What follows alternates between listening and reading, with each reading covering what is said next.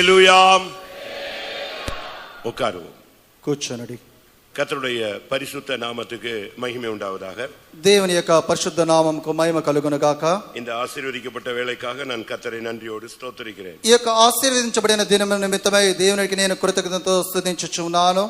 தேவன் இந்த பகுதியிலும் ஊழியம் செய்ய என்னை கொண்டு வந்தார்.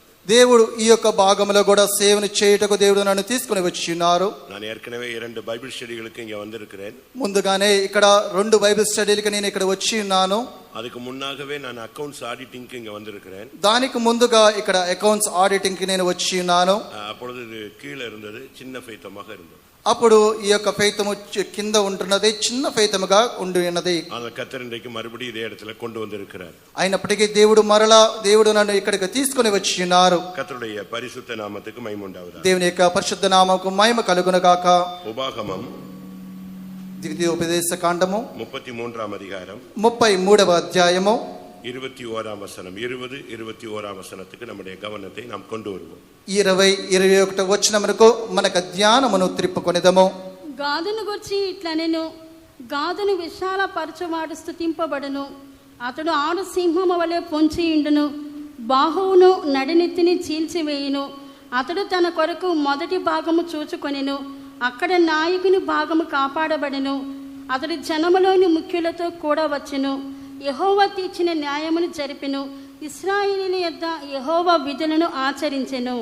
காத்தை குறித்து காத்துக்கு விஸ்தாரமான இடத்தை கொடுக்கிறவர் ஸ்தோத்தரிக்கப்பட்டவர்.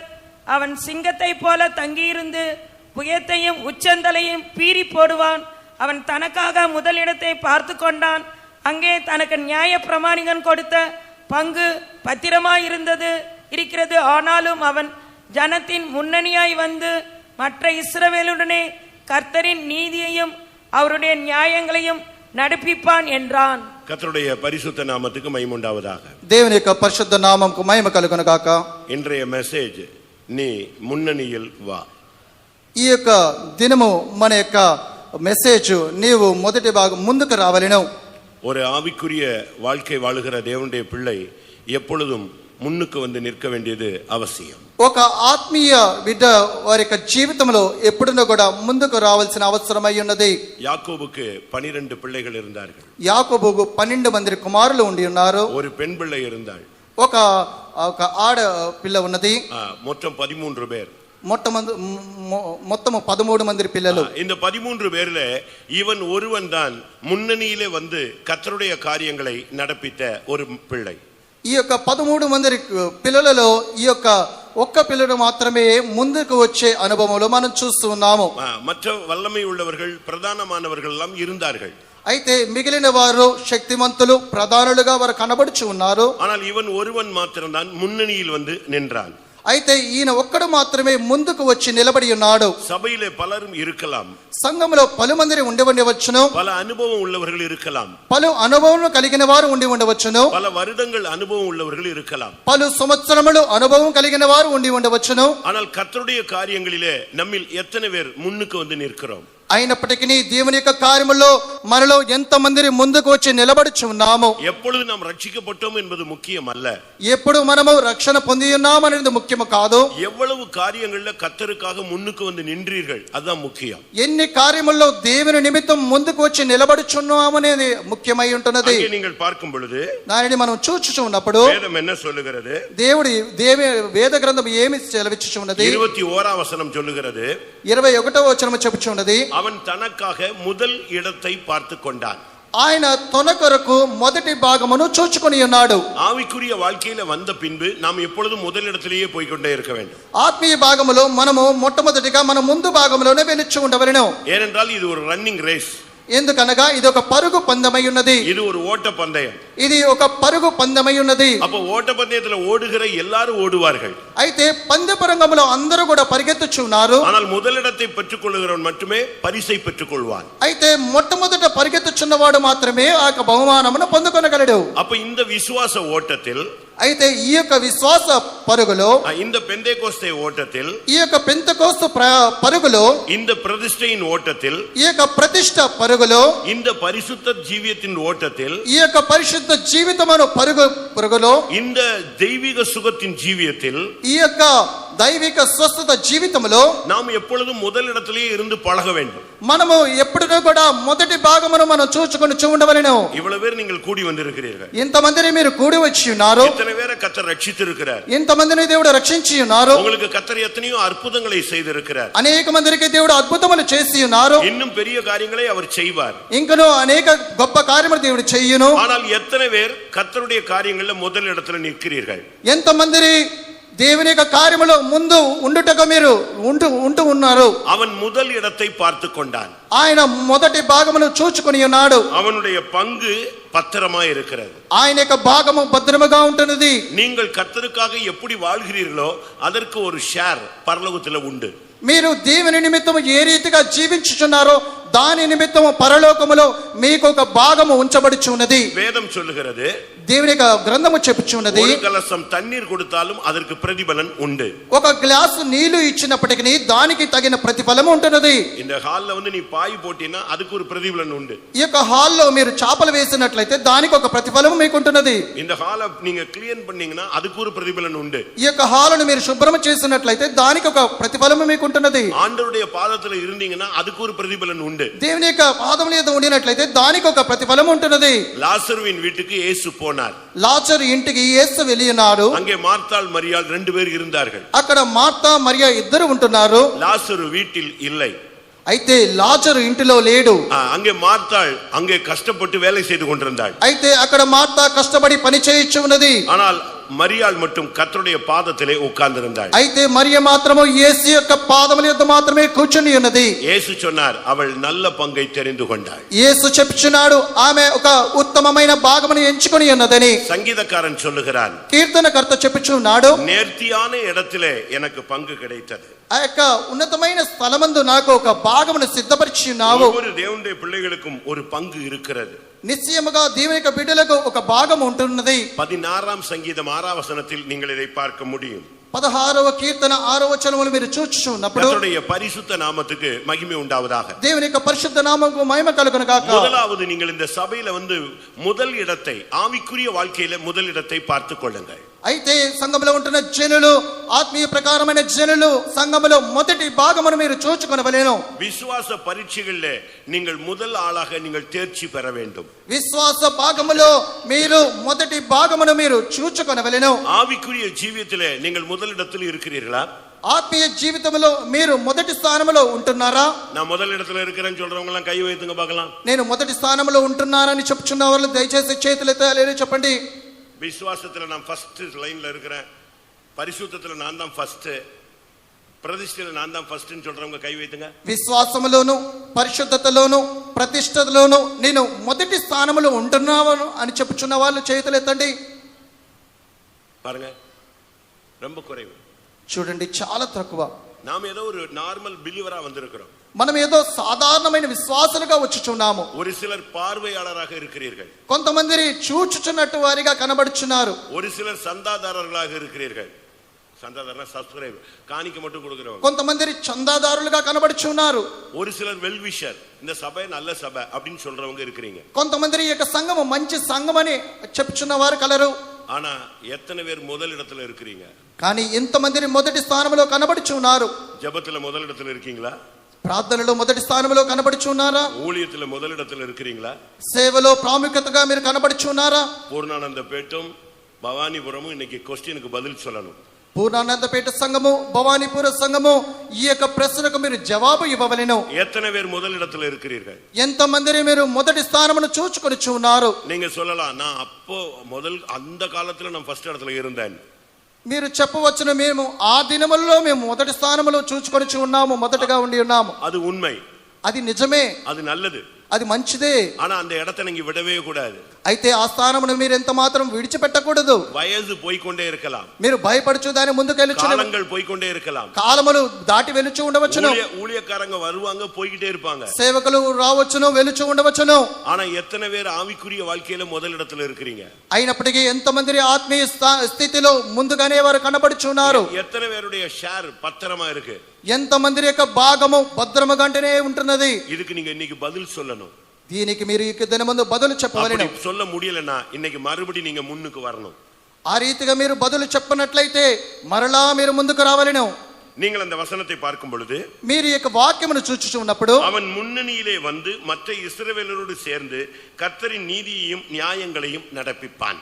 ఆయన తన యొక్క మొదటి భాగమును చూచుకొని ఆయన ఇశ్రాయేలు యొద్ద యెహోవా విధులను ఆచరించెను అని మనం చదువుచున్నాము. நாம் கிறிஸ்தவ வாழ்க்கையில வந்திருப்பது, మనము క్రైస్తవ యొక్క జీవితంలో వచ్చి ఉన్నది நாம் ஏதோ ஒரு பரலோகத்துக்கு போகிறதுக்காக அல்ல, ఏదో మనం పరలోకములకు వెళ్ళుటకు మాత్రమే కాదు, பரலோகத்துல மேன்மையான இடத்தை பெறும்படியாக போகிறோம். పరలోకములో ఒక ఉన్నతమైన స్థానమునకు పొందుకొనే నిమిత్తం మనం వచ్చినాము.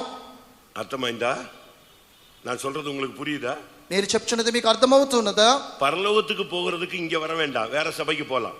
పరలోకమునకు వచ్చుటకు ఇక్కడికి రావాల్సిన అవసరం లేదు, వేరొక సంఘమునకు మీరు వెళ్ళవచ్చును. பரலோகத்துல மேன்மையான இடத்துக்கு போறதுக்கு தான் நம்ம இங்க வந்திருக்கிறோம். పరలోకములో ఒక ఉన్నతమైన స్థానముకు వెళ్ళే నిమిత్తమే మనం ఇక్కడికి వచ్చి ఉన్నాము. நகையை கலத்தி இருக்கீங்க, నగలను తీసివేసి ఉన్నారు, மருந்து எடுக்க மாட்டேங்கிறீங்க, ఆ యొక్క మందులు తీసుకొనటలేదు, மீசை எடுத்திருக்கிறீங்க, మీసములు తీసివేసి ఉన్నారు, தாடி எடுத்திருக்கிறீங்க, గడ్డములు తీసివేసి ఉన్నారు, ஒயிட் அண்ட் ஒயிட் போட்டிருக்கீங்க, తెల్లని వస్త్రములు ధరించుకుని ఉన్నారు, மாதம் தசமபாகம் கொடுக்குறீங்க, మాసము మాసము దశమ భాగాలు ఇచ్చుచున్నారు. இன்னும் நாங்க என்னெல்லாம் சொல்றோமோ அதெல்லாம் செய்றீங்க. ఇంకను మేము ఏమి చెప్పుచున్నామో అవన్నీ కూడా మీరు చేయించున్నారు. ஆனா முதல் இடத்துல போய் சேருவீங்களா? అయినప్పటికీ మీరు మొదటి స్థానములకు వెళ్ళి చేరబోచున్నారా? பெரிய యూనివర్సిటీలో படிக்கலாம், మీరు గొప్ప యూనివర్సిటీలో చదివి ఉండవచ్చును, ஆனா நீங்க యూనివర్సిటీ ఫస్టా வர்றீங்களா? అయినప్పటికీ మీరు యూనివర్సిటీకి ఫస్ట్ గా వచ్చుచున్నారా? நீ எங்க படிக்கிறதுங்கிறது முக்கியம் அல்ல, நீ அங்க மேன்மையான ஆளா இருக்கிறியாங்கிறதா முக்கியம். నీవు ఎక్కడ చదువుతున్నావు అనేది కాదు, కానీ అక్కడ ఉన్నతమైన స్థలంలోకి వచ్చి ఉన్నావా అనేది ముఖ్యమై ఉన్నది. 12 பிள்ளைகள்ல இவன் ஒரு ஆள் தான் முதல் இடத்தை பார்த்து கொண்டான். 13 మంది పిల్లలలో ఈ యొక్క కుమారుడు మాత్రమే మొదటి స్థానమును ఆయన చూచుకొని ఉన్నాడు. அவன் மட்டுமே முன்னணியில வந்து கர்த்தருடைய நீதி நியாயங்களை நடப்பித்தான். ఆయన మాత్రమే దేవుని యొక్క మొదటి స్థానమును చూచుకొని యెహోవా యొక్క నీతి న్యాయ విధులను ఆయన జరిపించి ఉన్నాడు. அவனுடைய வாழ்க்கை சுலபமாக இருந்ததா? ఆయన యొక్క జీవితము చాలా సులువుగా ఉంటున్నదా? இல்ல, లేదు. அவனுக்கும் பிரச்சனைகள் இருந்தது. ఆయనకు కూడా సమస్యలు ఉండి ఉన్నవి. அவன் வாழ்க்கையே ஒரு யுத்த களம் தான். ఆయన యొక్క జీవితంలో కూడా ఒక యుద్ధ భూమిగా కనబడుచు ఉన్నది. ஆதியாகமம் ఆది కాండము 49 அதிகாரம் 49వ అధ్యాయము 19 வசனம் 19వ వచనము. வாசியுங்கள். ஆதியாகமம் 49:19. ఆది కాండము 49వ అధ్యాయం 19వ వచనము. బంటుల గుంపు గాదును కొట్టును, అతడు మడమెను కొట్టును. காத் என்பவன் மேல் ராணுவ கூட்டம் பாய்ந்து விழும், அவனோ முடிவிலே அதன் மேல் பாய்ந்து விழுவான். அவனுடைய வாழ்க்கையே யுத்தம் தான். ఆయన యొక్క జీవితములు యుద్ధములే, அவனுடைய வாழ்க்கையே போராட்டம் தான். ఆయన యొక్క జీవితము పోరాటములే. அவன் மேல எப்பொழுது ராணுவம் தாக்கி கொண்டே இருக்கும். ఆయన యొక్క జీవితములు ఎల్లప్పుడూ కూడా బంటులు వారు కొట్టుచునే ఉన్నారు. இப்ப நீங்க உங்க வீட்டுல பாத்தீங்கன்னா சின்ன சின்ன சண்டை எல்லாம் போடுவீங்க, அதுவே உங்களால தாங்க முடியல. ఈ దినములో చూసినట్లయితే మీ ఇంట్లో అనేకమైన ఆ యొక్క గొడవలు జరుగుతున్నాయి, అవి కూడా మిమ్మల్ని ముట్టజాలవు. சில ஊர்கள்ல சண்டைகள் நடக்கும், அதுவே தாங்க முடியாது. కొన్ని ఊర్లలో ఆ యొక్క గొడవలు జరుగుతున్నాయి, అది కూడా సహించలేదు. காத்தினுடைய வாழ்க்கையில ராணுவ போராட்டம். అయితే గాదు యొక్క జీవితంలో ఆ యొక్క బంటుల యొక్క పోరాటము కనబడుచు ఉన్నది. ஆனால் அவன் அதை கடைசியில ஜெயிப்பான். అయితే ఆయన చివరిగా దానిని జయించి ఉన్నాడు. அருமையான தேவனுடைய ஜனமே, வாழ்க்கையில போராட்டம் உண்டு, ஆனால் உனக்கு கர்த்தர் அதிலே ஜெயம் தருவார். ప్రియమైన దేవుని యొక్క జనమ, జీవితంలో పోరాటములు కలువు, అయినప్పటికీ దేవుడు దాని నుండి మీకు జయమును అనుగ్రహించును. வியாதி வரும், వ్యాధి వచ్చును, கர்த்தர் உனக்கு சுகம் தருவார். దేవుడు మిమ్మల్ని స్వస్థపరచును. வறுமை வரும், தரித்திரம் வரும், దరిద్రము వచ్చును, ஆனா கர்த்தர் உன்னை ஆசீர்வதிப்பார். అయినప్పటికీ దేవుడు మిమ్మల్ని ఆశీర్వదించును. போராட்டங்கள் உண்டு, పోరాటములు కలవు, ஆனால் அதுல ஜெயம் உண்டு. అయినప్పటికీ దానిలో జయం ఉన్నది. எத்தனை பேர் அதை விசுவாசிக்கிறீங்க? ఎంతమంది మీరు దానిని విశ్వసించుచున్నారు? ராணுவ கூட்டம் அவன் மேல் பாய்ந்து விழும், முடிவிலே இவன் அதன் மேல் விழுவான். అయితే బంటులందరూ కూడా గుంపుగా ఆయన మీద పడి ఉన్నారు, చివరిలో ఈయన దానిని జయించి ఉన్నాడు. எத்தனை போராட்டங்கள் வந்தாலும் நான் அதிலே ஜெயிப்பேன் என்று சொல்லுகிறவர்கள் அல்லேலூயா சொல்லுங்கள். ఎన్ని పోరాటాలు వచ్చినప్పటికీ నేను దానిని జయించదనని చెప్పుచున్న వారు హల్లెలూయా చెప్పండి. கர்த்தருடைய பரிசுத்த நாமத்துக்கு மகிமை உண்டாவதாக. దేవుని యొక్క పరిశుద్ధ నామముకు మహిమ కలుగును గాక. அவங்க அப்பா அவனுக்கு பேர் வைத்தாரு.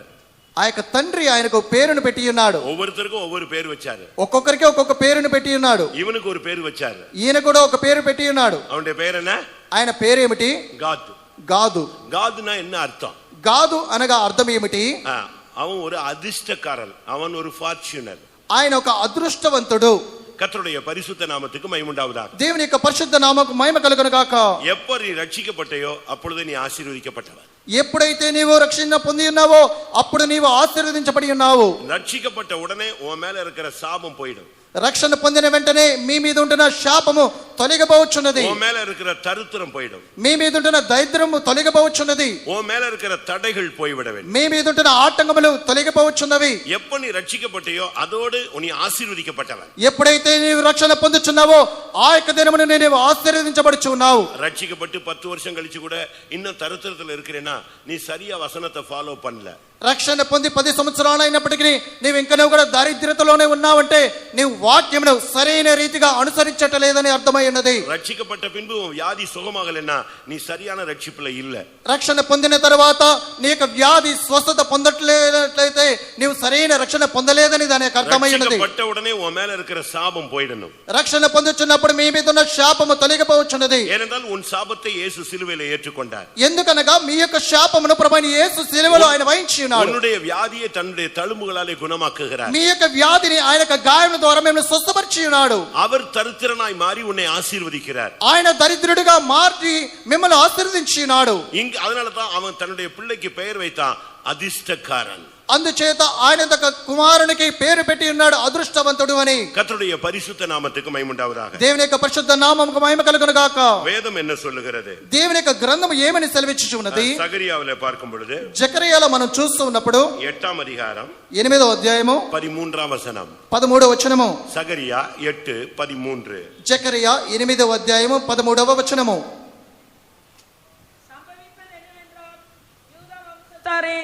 இஸ்ரவேலின் வம்சத்தாரே, நீங்கள் பிரஜாதிகளுக்குள்ளே சாபமாய் இருந்தது போலவே ஆசீர்வாதமாய் இருக்கும்படி நான் உங்களை ரட்சிப்பேன். பயப்படாதீங்கள், உங்கள் கைகள் திடப்பட கடவது. యోధా వారలారా, ఇశ్రాయేలు వారలారా, మీరు అన్ని జనులలో నేలాగు శాశ్వతమై ఉంటిరో అలాగే మీరు ఆశీర్వాదస్పదమగునట్లు నేను మిమ్మల్ని రక్షించును. భయపడక ధైర్యము తెచ్చుకొనుడి. హల్లెలూయా. பாருங்க, நீங்க புறஜாதிகளுக்குள்ள ரட்சிக்கப்படுறதுக்கு முன்னால சாபமா இருந்தீங்க. இப்பொழுது ரட்சிக்கப்பட்ட பின்பு ஆண்டவருடைய பிள்ளையாக மாறின உடனே கர்த்தர் உங்களை ஆசீர்வாதமாய் இருக்க பண்ணுவேன். చూడండి, మీరు అన్యజనులుగా ఉంటున్నప్పుడు మీరు శాపాస్పదముగా ఉన్నారు. అయితే మీరు రక్షణ పొందుచున్నప్పుడు దేవునిలో మీరు ఆశీర్వాదకరముగా మార్చబడి ఉన్నారు. உபாகமம் 23:5 இந்த வார்த்தையை பார்க்க முடியும். ద్వితీయోపదేశకాండం 33వ అధ్యాయం 5వ వచనములో ఈ యొక్క కార్యమును మనం చూడగలము. கர்த்தருடைய பரிசுத்த நாமத்துக்கு மகிமை உண்டாவதாக. దేవుని యొక్క పరిశుద్ధ నామముకు మహిమ కలుగును గాక. இன்றைக்கு உங்களில் எத்தனை பேர் முன்னுக்கு வர போகிறீர்கள்? ఈ యొక్క దినమందు ఎంతమంది మీరు ముందుకు రావాలని కోరుచున్నారు? உங்கள் சாபம் ஆசீர்வாதமாய் மாற வேண்டுமானால், మీ యొక్క శాపం ఆశీర్వాదకరంగా మార్చబడవాలంటే, உங்களுக்கு முதல் இடம் பரலோகத்தில் வேண்டுமானால், మీకు పరలోకములో మొదటి స్థానము కావాలనంటే, பரலோகத்தில் ஒரு பங்கு உங்களுக்கு கிடைக்க வேண்டுமானால், పరలోకములో ఒక భాగము మీకు కావాలనంటే ஆவிக்குரிய வாழ்க்கையில முன்னுக்கு வாருங்கள். ఆత్మీయ జీవితంలో మీరు ముందుకు రావాలను. ஏதோ சர்ச்சுக்கு வந்துட்டு போற மாதிரி இருக்காதீங்க. ఏదో చర్చికి వచ్చి వెళ్తున్నామనే రీతిగా మనం ఉండకూడదు. ஏதோ ஒரு சாதாரண விசுவாசியாக இருக்க வேண்டாம். ఏదో ఒక సాధారణమైన విశ్వాసిగా మనం ఉండకూడదు. வாலிபர்கள் உலக பிரகாரமான வாலிபர்களாய் இருக்க வேண்டாம். ఏదో లోక ప్రకారమైన జీవితం చేయవారిగా మనం ఉండకూడదు. வாலிபர்கள் యవనస్తులు లోక ప్రకారమైన జీవితం చేయవారిగా ఉండకూడదు. கர்த்தருடைய பரிசுத்த நாமத்துக்கு மகிமை உண்டாவதாக. దేవుని యొక్క పరిశుద్ధ నామముకు మహిమ కలుగును గాక. நாட்கள் முடிவடைய போகிறது. ఈ యొక్క దినములు అంతమగొచ్చుచున్నవి. சீக்கிரமாக நீங்கள் முன்னுக்கு வாருங்கள். శీఘ్రముగా మీరు ముందుకు రావాలను. கர்த்தருடைய பரிசுத்த நாமத்துக்கு மகிமை உண்டாவதாக. దేవుని యొక్క పరిశుద్ధ నామముకు మహిమ కలుగును గాక. 2 ராஜாக்கள்ல பார்க்கும் பொழுது, రెండవదిగా మనం 2వ రాజుల్లో మనం చూస్తూ ఉన్నాము. அங்கே ஒரு யுத்த களம் வந்தது. అక్కడ ఒక యుద్ధ కాలం వచ్చి ఉన్నది. சத்துருக்கள் வந்து தேவனுடைய ஜனத்தை முற்றுகை போட்டார்கள். ఆ యొక్క శత్రువులు వచ్చి దేవుని యొక్క జనులను వారు బంధించున్నారు. இப்பொழுது ஜனங்களுக்கு ஒன்றுமே இல்லை. అయితే ఇప్పుడు జనులకు ఏమీ కూడా లేదు. சாப்பிட ஒண்ணுமே கிடையாது. వారికి తినటకు ఆహారం ఏమీ లేదు. பயங்கர நெருக்கமான ஒரு சூழ்நிலை. ఒక భయంకరమైన క్లిష్టమైన పరిస్థితిలో ఉన్నారు. முழு தேசமும் தண்டிக்கப்பட்டது. మొత్తము దేశము దండించబడి ఉన్నది. அப்படி ஒரு சூழ்நிலையில் இருக்கும் பொழுது, అటువంటి పరిస్థితుల్లో వారు ఉండి ఉన్నప్పుడు சாவு நிச்சயம் என்ற நிலவரத்துக்கு அந்த ஜனங்கள் வந்தார்கள். చావు నిశ్చయము అనే ఒక స్థితిలో జనులు వచ్చి ఉన్నారు. 7వ அதிகாரத்தில் பார்க்கும் பொழுது 7వ అధ్యాయంలో మనం చూస్తూ ఉన్నప్పుడు 4 குஷ்டரோகிகள் இருந்தார்கள். అక్కడ 4 కుష్ఠరోగులు కనబడుచున్నారు. 4 குஷ்டரோகிகள் இருந்தார்கள். 4 కుష్ఠరోగులు కనబడుచున్నారు. இந்த 4 குஷ்டரோகிகள் என்ன பண்ணாங்க? ఈ యొక్క 4 కుష్ఠరోగులు ఏమి చేస్తున్నారు? அவங்க சரீரத்துல வியாதி இருந்தாலும் వారి యొక్క శరీరముల వ్యాధి ఉండినప్పటికీ அவங்க குஷ்டரோகிகள் என்று பெயர் சூட்டப்பட்டாலும் వారు కుష్ఠ రోగులని వారిని పిలువబడుచున్నప్పటికీ மனிதர்கள் அவர்களை வெறுத்தாலும் మనుషులు వారిని విసర్జించినప్పటికీ அவங்க என்ன பண்ணாங்க? వారు ఏమి చేసి ఉన్నారు? 5ஆம் வசனம் 8ஆம் வசனம் 2 வசனத்தை பார்க்கும் பொழுது 5వ వచనము 8వ వచనములో 2 వచనములో మనం చూస్తూ ఉన్నప్పుడు அவர்கள் சத்துருவின் பாளையத்திலே முன்னணியிலே போய் நின்றார்கள். వారు శత్రువుల యొక్క దండులో వారు ముందుగా వెళ్ళి ఉన్నట్టుగా చూస్తున్నాము. போராட்டம் வரும், పోరాటములు వచ్చును, வியாதிகள் வரும், వ్యాధులు వచ్చును, மரணத்தின் போராட்டங்கள் வரலாம். మరణం యొక్క పోరాటములు వచ్చి ఉండవచ్చును. ஆனா நீ ஒதுங்கி போக கூடாது. అయితే నువ్వు వెనక వెళ్ళకూడదు. நீ சத்துருவின் பாளையத்திலே முன்னணியில் வர வேண்டும். నీవు శత్రువు యొక్క దండులో నువ్వు ముందుకు రావాలను. இன்னைக்கு இந்த காலவெளியில கர்த்தர் உன்னோடு பேச விரும்புகிறார். ఈ యొక్క ఉదయకాల సమయమందు దేవుడు నీతో మాట్లాడుటకు కోరుచున్నాడు. என் மகனே நீ முன்னுக்கு வா. ప్రియమైన బిడ్డ నీవు ముందుకు రావాలను. என் மகளே நீ முன்னுக்கு வா. నా కుమార్తె నీవు ముందుకు రావాలను. உன்னுடைய பெயரை சொல்லி அழைக்கிறார், நீ முன்னுக்கு வா. నీ యొక్క పేరును పెట్టి పిలుచుచున్నాడు, నీవు ముందుకు రమ్ము. இந்த 4 குஷ்டரோகிகள் யாரு? ఈ యొక్క 4 కుష్ఠరోగులు ఎవరు? ஆவிக்குரிய ஜீவியத்துல சில குஷ்டரோகங்கள் இருக்கிறது. ఆత్మీయ జీవితంలో కొన్ని కుష్ఠరోగములు ఉంటున్నవి. இந்த குஷ்டரோகம் என்று சொல்லுகிறது மனிதனை விட்டு வெளியே தள்ளிவிடும். ఈ యొక్క కుష్ఠరోగములు అంటున్నవి మనుషుల నుండి అది దూరముగా పారవేయుచున్నది. பாளையத்துக்கு புறம்பே உன்னை கொண்டு போய்விடும். పాలెం యొక్క వెలుపలలో దాన్ని తీసుకుని వెలుచున్నది. ஒரு காலத்துல உள்ள இருந்தவங்க தான், ఒక కాలంలో లోపల ఉండిన వారే இப்போ ஒதுங்கி போயிட்டாங்க. ఇప్పుడు వారు వారు వెళ్ళి దూరముగా వెళ్ళి ఉన్నారు. இங்கே இந்த குஷ்டரோகிகள் இருக்காங்களா? ఇక్కడ కూడా ఎవరైనా కుష్ఠరోగులు ఉంటున్నారా? எழுத்தின் பிரகாரமாக யாரும் இங்க குஷ்டரோகிகள் இல்ல. అక్షరానుసారముగా ఎవరు కూడా కుష్ఠరోగులు ఇక్కడ లేరు. ஆவிக்குரிய குஷ்டரோகம் இருக்கா? ఆత్మీయ కుష్ఠరోగులు ఉండి ఉన్నారా? அதனால நீ ஒதுங்கி போயிருக்கலாம். అందుచేతనే మీరు తొలగిపోయి ఉన్నారు. இங்க 4 குஷ்டரோகிகள் பைபிள் சொல்லி இருக்கு. ఇక్కడ 4 కుష్ఠరోగులు బైబిల్ చెప్పుచున్నది. யார் இந்த 4 குஷ்டரோகிகள்? ఎవరు ఈ యొక్క 4 కుష్ఠరోగులు? இங்க நீங்க இப்ப நீங்க உங்களே செக் பண்ணலாம். మీరే మిమ్మల్ని మీరే సరి చూసుకోండి. இப்ப காலையில எந்திரிச்ச உடனே எத்தனை பேர் சுகர் இருக்குன்னு செக் பண்ணீங்க? கை வைக்க மாட்டீங்களா? ఈ యొక్క ఉదయకాలం లేచిన వెంటనే ఎంతమంది షుగర్ ని మీరు చెక్ చేసుకున్నారు మెషిన్ తో? விசுவாசியும் காலையிலே செக் பண்றான். విశ్వాసులు ఉదయకాలం చెక్ చేసుకుంటున్నారు. మార్నింగ్ எழும்பின உடனே டச் பண்ணி பார்க்கறான். ఉదయకాలం లేచిన వెంటనే వారు టచ్ చేసి చెక్ చేసుకుంటున్నారు. 350 450 உடனே லஞ்ச் எல்லாம் மாத்தி சப்பாத்திக்கு போயிடுறான். వెంటనే వారి యొక్క ఆహారము మధ్యాహ్న ఆహారం అంతా మార్చి చపాతీకి వెళ్తున్నారు. சாப்பாடு படலாம் ஓரம் கட்டிட்டு சோத்திரம் அன்னைக்கு ஃபுல்லா அப்படி சுகர்னு சொல்லிட்டே இருப்பான். ఆ యొక్క భోజనం ముందు పెట్టుకొని స్తోత్రం అని చెప్పేసి వారు ఆ యొక్క షుగర్ చేత వారు అరీతిగానే కనబడుచున్నారు. நான் இப்ப சில வசனம் சொல்றேன்.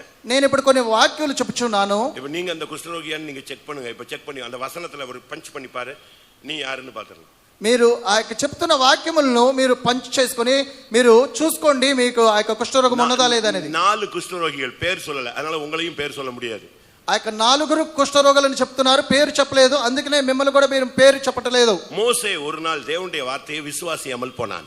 మోషే ఒక దినమందు దేవుని యొక్క వాక్కును విశ్వసించకుండా పోయి ఉన్నాడు. அவன்கிட்ட கர்த்தர் பேசுறாரு. దేవుడు ఆయనతో మాట్లాడి ఉన్నాడు. நீ வா, నీవు రా, நான் உன்னை பார்வோனுக்கு முன்பாக நிறுத்துவேன். నేను నిన్ను ఫరో ఎదుట నిలబెట్టెదను. உன்னை கொண்டு பார்வோனுடைய தேசத்தை அசைப்பேன். నిన్ను బట్టి ఆ యొక్క ఫరో యొక్క దేశమును కదిలించెదను. உன்னை கொண்டு தேவனுடைய ஜனங்களை வெளியே கொண்டு வருவேன். నిన్ను బట్టి దేవుని యొక్క జనములను బయటకు తీసుకొని వచ్చేదను. உன்னை கொண்டு அந்த ஜனத்தை கானானுக்குள்ளே கொண்டு போய் சேர்ப்பேன். నిన్ను బట్టి జనములను కానానుకు తీసుకొని వెళ్ళి చేర్చెదను. இவன் சொன்னா அதுக்கெல்லாம் நான் வரவே மாட்டேன்னு சொல்றான். ఈయన చెప్తున్నాడు, దేవా నేను రాను. பார்வோன் என்ன நம்பவே மாட்டான். ఫరో నన్ను ఎంత మాత్రము నమ్మడు. திரும்ப இதை சொன்ன உடனே తిరిగి ఆయన చెప్పుచూ ఉన్నప్పుడు கர்த்தர் சொன்னாரு, దేవుడు చెప్పి ఉన్నాడు, உன் கையை உன் மடியில போடுன்னு சொன்னார். నీ యొక్క చేయి నీ యొక్క ఒడిలో పెట్టుకొనుము. கையை எடுன்னு சொன்னார். నీ యొక్క చేయి తీయి అని చెప్పు. எடுத்த பொழுது கையெல்லாம் என்ன ஆயிடுச்சு? குஷ்டரோகமா மாறி போச்சு. ఆ యొక్క చేయి తీసినప్పుడు ఏమైనది? ఆ యొక్క చేతి కుష్ఠరోగం వచ్చినది. అవిశ్వాసం ஒரு కుష్ఠరోగం. అవిశ్వాసము ఒక కుష్ఠరోగము. ஒரு கீழ்ப்படியாமை ஒரு కుష్ఠரோగம். లోబడకోకుండా ఉండుట కుష్ఠరోగము. தேவன் உன்னை கூப்பிடுறாரு. దేవుడు నేను పిలుచు ఉన్నాడు. உன்னோடு பேச விரும்புகிறார். నీతో మాట్లాడుటకు వాంఛిస్తున్నాడు. டெய்லி காலையில எழுப்ப விரும்புகிறார். డైలీ కాలయిలే ఉన్னை எழுப்ப విரும்புகிறார். ఉదయకాలము ప్రతిరోజు ఉదయకాలమున నేను లేపుటకు ఆయన కోరుచున్నాడు. కర్తరుடைய పరిశుద్ధ నామమునకు మహిమ ఉండావதாக. దేవుని యొక్క పరిశుద్ధ నామమునకు మహిమ కలుగును గాక. கர்த்தருடைய பரிசுத்த நாமத்துக்கு மகிமை உண்டாவதாக. దేవుని యొక్క పరిశుద్ధ నామమునకు మహిమ కలుగును గాక. கர்த்தர் உன்னை காலைதோறும் எழுப்புவார். దేవుడు ప్రతి ఉదయకాలము నిన్ను లేపును. தேவ சமூகத்தில் உன்னை எழுப்ப சொல்வார், நீ எழும்புறது இல்ல. దేవుని సన్నిధానం మిమ్మల్ని లేగమని లేపుచున్నారు కానీ మీరు లేగట్లేదు. எப்பொழுது అవిశ్వాసం உனக்குள் தலை தூக்குகிறதோ நீ அப்பொழுது ஒரு குஷ்டரோகி ஆவிக்குரிய குஷ்டரோகியாய் மாறுகிறாய். ఎప్పుడైతే అవిశ్వాసం నీలో ప్రవేశించుచున్నదో నీవు ఒక ఆత్మీయ కుష్ఠరోగిగా మార్చబడుచున్నావు.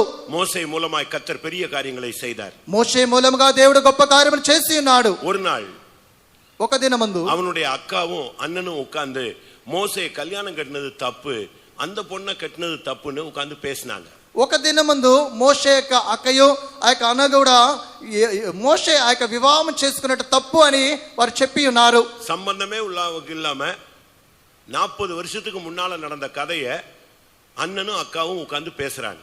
ఆ యొక్క సంబంధమే లేని 40 సంవత్సరములకు ముందుగా జరిగిన కార్యమును ఆయన అన్న ఆయన అక్క కూర్చొని మాట్లాడుచున్నారు. 40 வருஷத்துக்கு முன்னால மோசே கல்யாணம் கட்டியாச்சு. ఆ యొక్క 40 సంవత్సరాలకు ముందు మోషే వివాహం చేసుకుని ఉన్నాడు. அவனுக்கு பிள்ளைகள்லாம் பிறந்தாச்சு. ఆయనకు పిల్లలు పుట్టి ఉన్నారు. 40 வருஷம் கழித்து தேவன் அவனை ஊழியத்துக்கு அழைத்து கொண்டு வரார். 40 సంవత్సరములు దాటిన తర్వాత దేవుడు ఆయనను సేవకు పిలిచి ఉన్నాడు. தேவனுக்கு தெரியாதா அவன் கல்யாணம் கட்டினது? దేవునికి తెలియదా ఆయనకు పెళ్లి అయ్యినదని? அவனுக்கு பிள்ளை பிறந்தது கர்த்தருக்கு தெரியாதா? ఆయనకు పిల్లలు పుట్టి ఉన్నారని దేవునికి తెలియదా? அந்நிய இடத்துல போய் கல்யாணம் கட்டி இருக்கிறான்னு கர்த்தருக்கு தெரியாதா? అన్యుల యొద్దకు వెళ్ళి పెళ్లి చేసుకుని ఉన్నారని దేవునికి తెలియదా? இதையே நீ பேசுற? మీరెందుకు దీనిని మాట్లాడుచున్నారు? தேவன் அவனை மன்னிச்சுதான் அவனை ஊழியத்துக்கு கொண்டு வந்திருக்கிறார். దేవుడు ఆయనను క్షమించి ఉన్నాడు కాబట్టి ఆయన సేవలో వచ్చి నిలబడి ఉన్నాడు. தேவன் மன்னித்ததை நீ பேசினால் நீ ஒரு குஷ்டரோகி.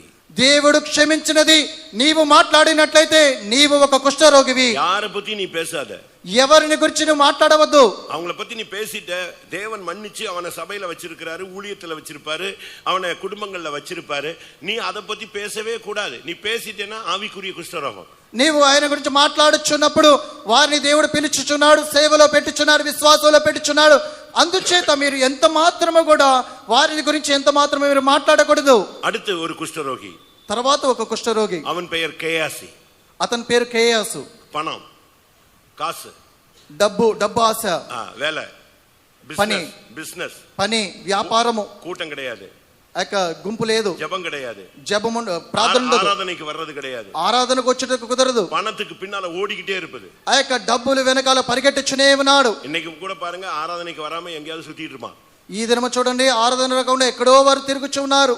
ஒரு விசுவாசி ஒரு இடத்துல ஆராதனைக்கு போகாம வெளியே போயிருந்தான். ఒక విశ్వాసి ఆరాధనకు రాకోకుండా వేరే ఎక్కడో స్థలములకు వెళ్ళి ఉన్నాడు. அவனை ஒரு திருடன் பிடிச்சிட்டான். ఆయన ఒక దొంగను పట్టుకొని ఉన్నాడు. இவன் இருந்த காசெல்லாம் புடிங்கிட்டான். ఈయన దగ్గర ఉన్న డబ్బులన్నీ కూడా తీసివేసుకున్నారు. இவன் இருந்த வாட்ச், செல் எல்லாத்தையும் புடிங்கிட்டான். ఈయన దగ్గర ఉన్న వాచ్, సెల్ అంతా కూడా ఆ యొక్క దొంగ తీసివేసుకున్నాడు. இப்ப அவன் கேட்டான், ఇప్పుడు ఆయన అడుగుచున్నాడు, வேற என்னெல்லாம் வச்சிருக்கிறேன்னு கேட்டான். ఇంకా ఏమి నీ దగ్గర ఉన్నది? இல்ல வேற ஒண்ணுமே இல்ல. లేదు, ఇంకా ఏమీ కూడా నా దగ్గర లేదు. இருக்கிறதெல்லாம் கொடு அப்படின்னு சொன்னான். నీ దగ్గర ఉన్నదంతా ఇవ్వు అని చెప్పి ఉన్నాడు. அப்ப அவன் சொன்னான், అప్పుడు ఆయన చెప్పి ఉన్నాడు, நான் பொய்யே சொல்ல மாட்டேன், நான் பெந்தேகோஸ்தேக்காரன்னு சொன்னான். నేను అబద్ధమే చెప్పను, నేను ఒక పెంతెకోస్తు వాడిని నేను చెప్పి ఉన్నాడు. யாரு? ఎవరు? திருடன் கேட்டதுக்கு இந்த ஆள் பதில் சொல்றான், நான் பொய் சொல்ல மாட்டேன். நான் யாரு చెప్పండి? நான் பெந்தேகோஸ்தேக்காரன்னு சொன்னான். ఆ యొక్క దొంగ అడుగుచున్న ప్రశ్నకు ఈయన చెప్పుచున్నాడు, నేను అబద్ధం ఎంత మాత్రము చెప్పను, నేను ఒక పెంతెకోస్తు వాడిని అని చెప్పుచున్నాడు. உடனே அந்த திருடன் கேட்டான், వెంటనే ఆ యొక్క దొంగ అడిగి ఉన్నాడు, நீ பெந்தேகோஸ்தேக்காரன்னா சண்டே சர்வீஸ் விட்டு ஏன் இங்கே சுத்திக்கிட்டு இருக்கேன்னு கேட்டான். నీవు పెంతెకోస్తు వాడివైతే దేవుని యొక్క సండే ఆరాధన విడిచిపెట్టి ఎందుకు ఎక్కడ తిరుగుచున్నావు? புரியுதா? అర్థమైందా? நீ பெந்தேகோஸ்தேக்காரன்னா இன்னைக்கு ஞாயிற்றுக்கிழமை பகல்ல நீ ஏன் கோயிலுக்கு போகாம சர்ச்சுக்கு போகாம இப்படி சுத்துறன்னு கேட்டான். నీవు పెంతెకోస్తు వాడివైతే ఆదివారం ఉదయం ఆరాధనకు వెళ్ళకోకుండా ఎందుకు నువ్వు ఇక్కడ తిరుగుచున్నావు అని అడిగినాడు. இவனுக்கு ஒண்ணுமே பேச முடியல. ఈయనకు ఏమి కూడా మాట్లాడలేకపోయి ఉన్నాడు. இப்ப திருடன் கேட்டான், ఇప్పుడు తిరిగి దొంగ అడుగుచున్నాడు, நீ தசம பாகம்லாம் ஒழுங்கா கொடுக்குறியா சர்ச்சுக்குன்னு கேட்டான். నువ్వు చర్చికు దశంభాగం క్రమంగా ఇస్తున్నావా అని అడిగి ఉన్నాడు. நான் கொடுக்கறேன்னா. నేను ఇస్తున్నానని చెప్పి ఉన్నాడు. இப்ப சொல்லுங்க, மாட்டினவனும் திருடுறேன், திருடினவனும் பெந்தேகோஸ்தேக்காரன். அதான் பிரச்சனை. அர்த்தமா లేదా? அந்த திருடனும் பெந்தேகோஸ்தேக்காரன் தான், இவனும் பெந்தேகோஸ்தேக்காரன் தான். ఆ యొక్క దొంగ పెంతెకోస్తు వాడే, ఈ యొక్క పట్టబడిన వ్యక్తి కూడా పెంతెకోస్తు వాడే. எப்படி திருடனுக்கு தசம்பாகம் கொடுக்கறியான்னு கேட்க தெரிஞ்சது, சர்வீஸுக்கு போகாம இருக்க முடிஞ்சதுன்னு தெரிஞ்சது.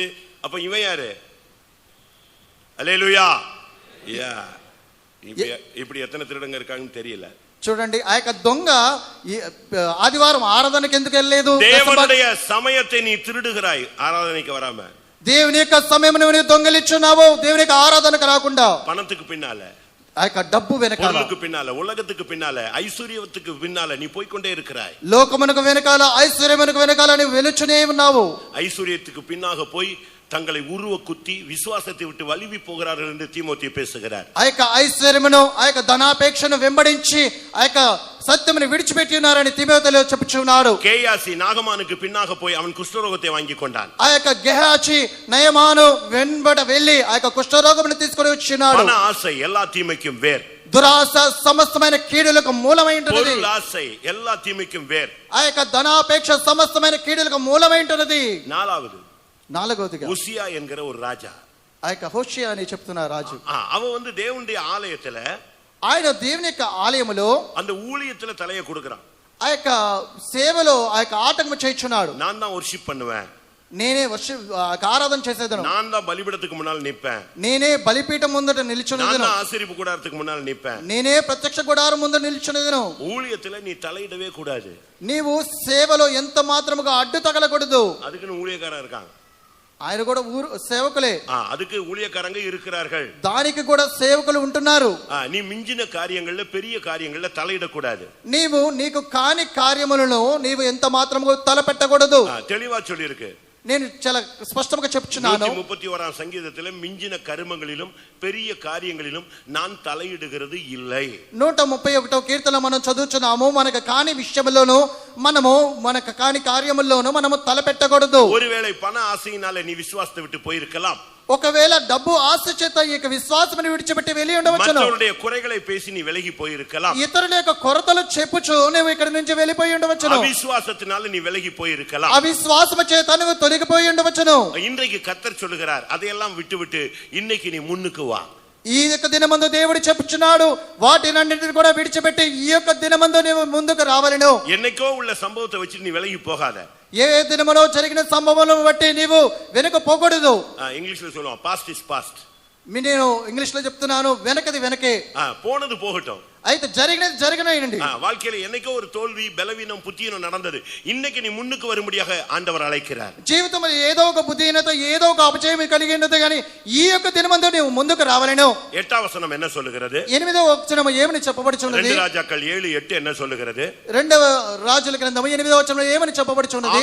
அவர்கள் முன்னணியிலே வந்த பொழுது, అయితే వారు ముందుగా వచ్చుచున్నప్పుడు அவர்கள் புசித்து குடித்தார்கள், వారు తిని భుజించి ఉన్నారు. அவர்களுக்கு பொன் கிடைத்தது, వారికి బంగారం దొరికి ఉన్నది, அவர்களுக்கு வெள்ளி கிடைத்தது, వారికి వెండి దొరికి ఉన్నది, அவர்களுக்கு உயர்ந்த వస్త్రங்கள் கிடைத்தது, వారికి ఉన్నతమైన వస్త్రములు దొరికి ఉన్నవి. அதையெல்லாம் எடுத்துக்கொண்டு போய் ஒளித்து வைத்தார்கள். అవన్నీ కూడా వారు తీసుకుని వెళ్ళి దాచిపెట్టి ఉన్నారు. அருமையான தேவனுடைய பிள்ளையே, ప్రియమైన దేవుని యొక్క జనమా, நீ மறுபடியும் முன்னுக்கு வா. నీవు మరలా ముందుకు రమ్ము.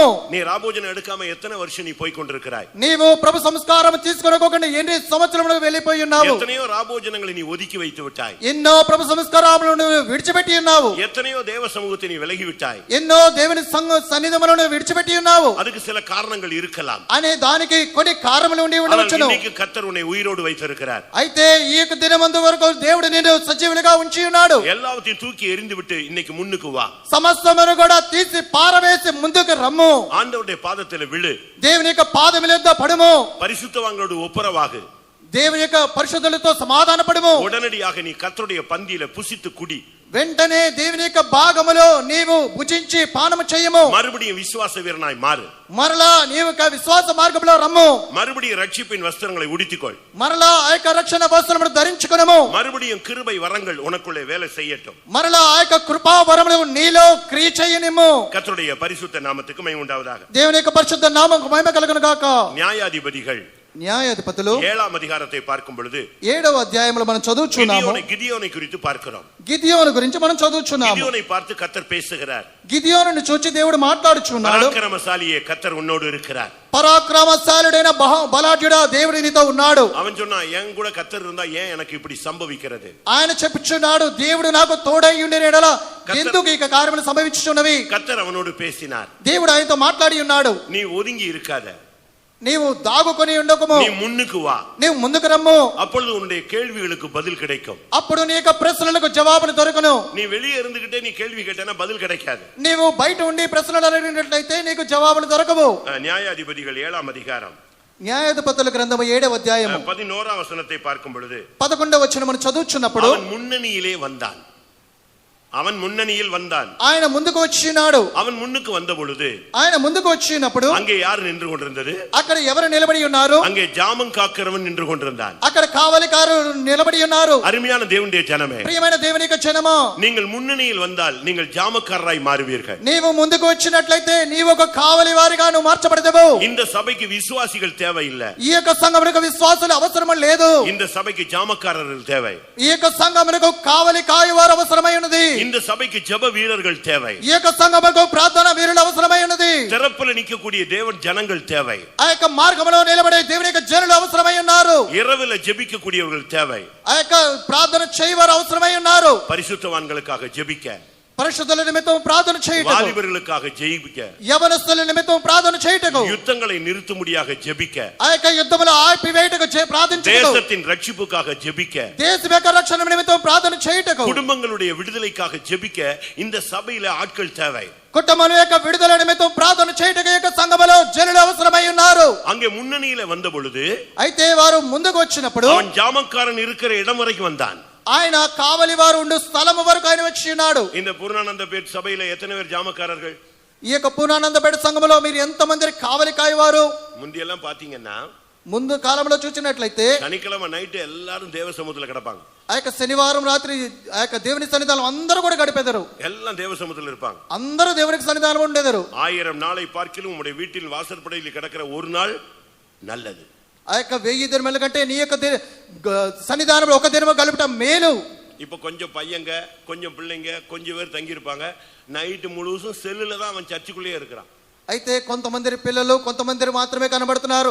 అయితే నైట్ అంతా కూడా ఆ యొక్క సెలునే చూసుకుంటూ ఉన్నారు. கேர்ள்ஸ் பாய்ஸ் எல்லாருமே நைட்டு ஃபெய்த்தம்ல தங்கினா கூட ஜெபம் பண்றது இல்ல. அப்படி பண்ணா கூட நான் ஒரு சும்மா நார்மலா பண்ணிட்டு உடனே செல்லுக்குள்ள தான் போயிடுறான். అయితే యవనస్తులు అబ్బాయిలు అమ్మాయిలు దేవునికి సన్నిధానంలో ఉండినప్పటికీ కూడా వారు ప్రార్థన చేయట్లేదు. ఏదో సాధారణంగా ప్రార్థన చేస్తూ మిగిలిన సమయం అంతా కూడా వారు ఒక సెల్ ఫోన్లో వెచ్చించుచూ ఉన్నారు, చూస్తూ ఉన్నారు. இன்னைக்கு நீ முன்னணியில் வந்தா நீ சபைக்கு ஜாமக்காரனாய் மாற வேண்டும். ఈ యొక్క దినమందు నీవు ముందుకు వచ్చినట్లయితే సంఘములో నీవు ఒక కాపలా కాయవారిగా నువ్వు మార్చబడతావు. நீங்க உடனே சொல்லுவீங்க எங்களுக்கு வயசாயிடுச்சுன்னு.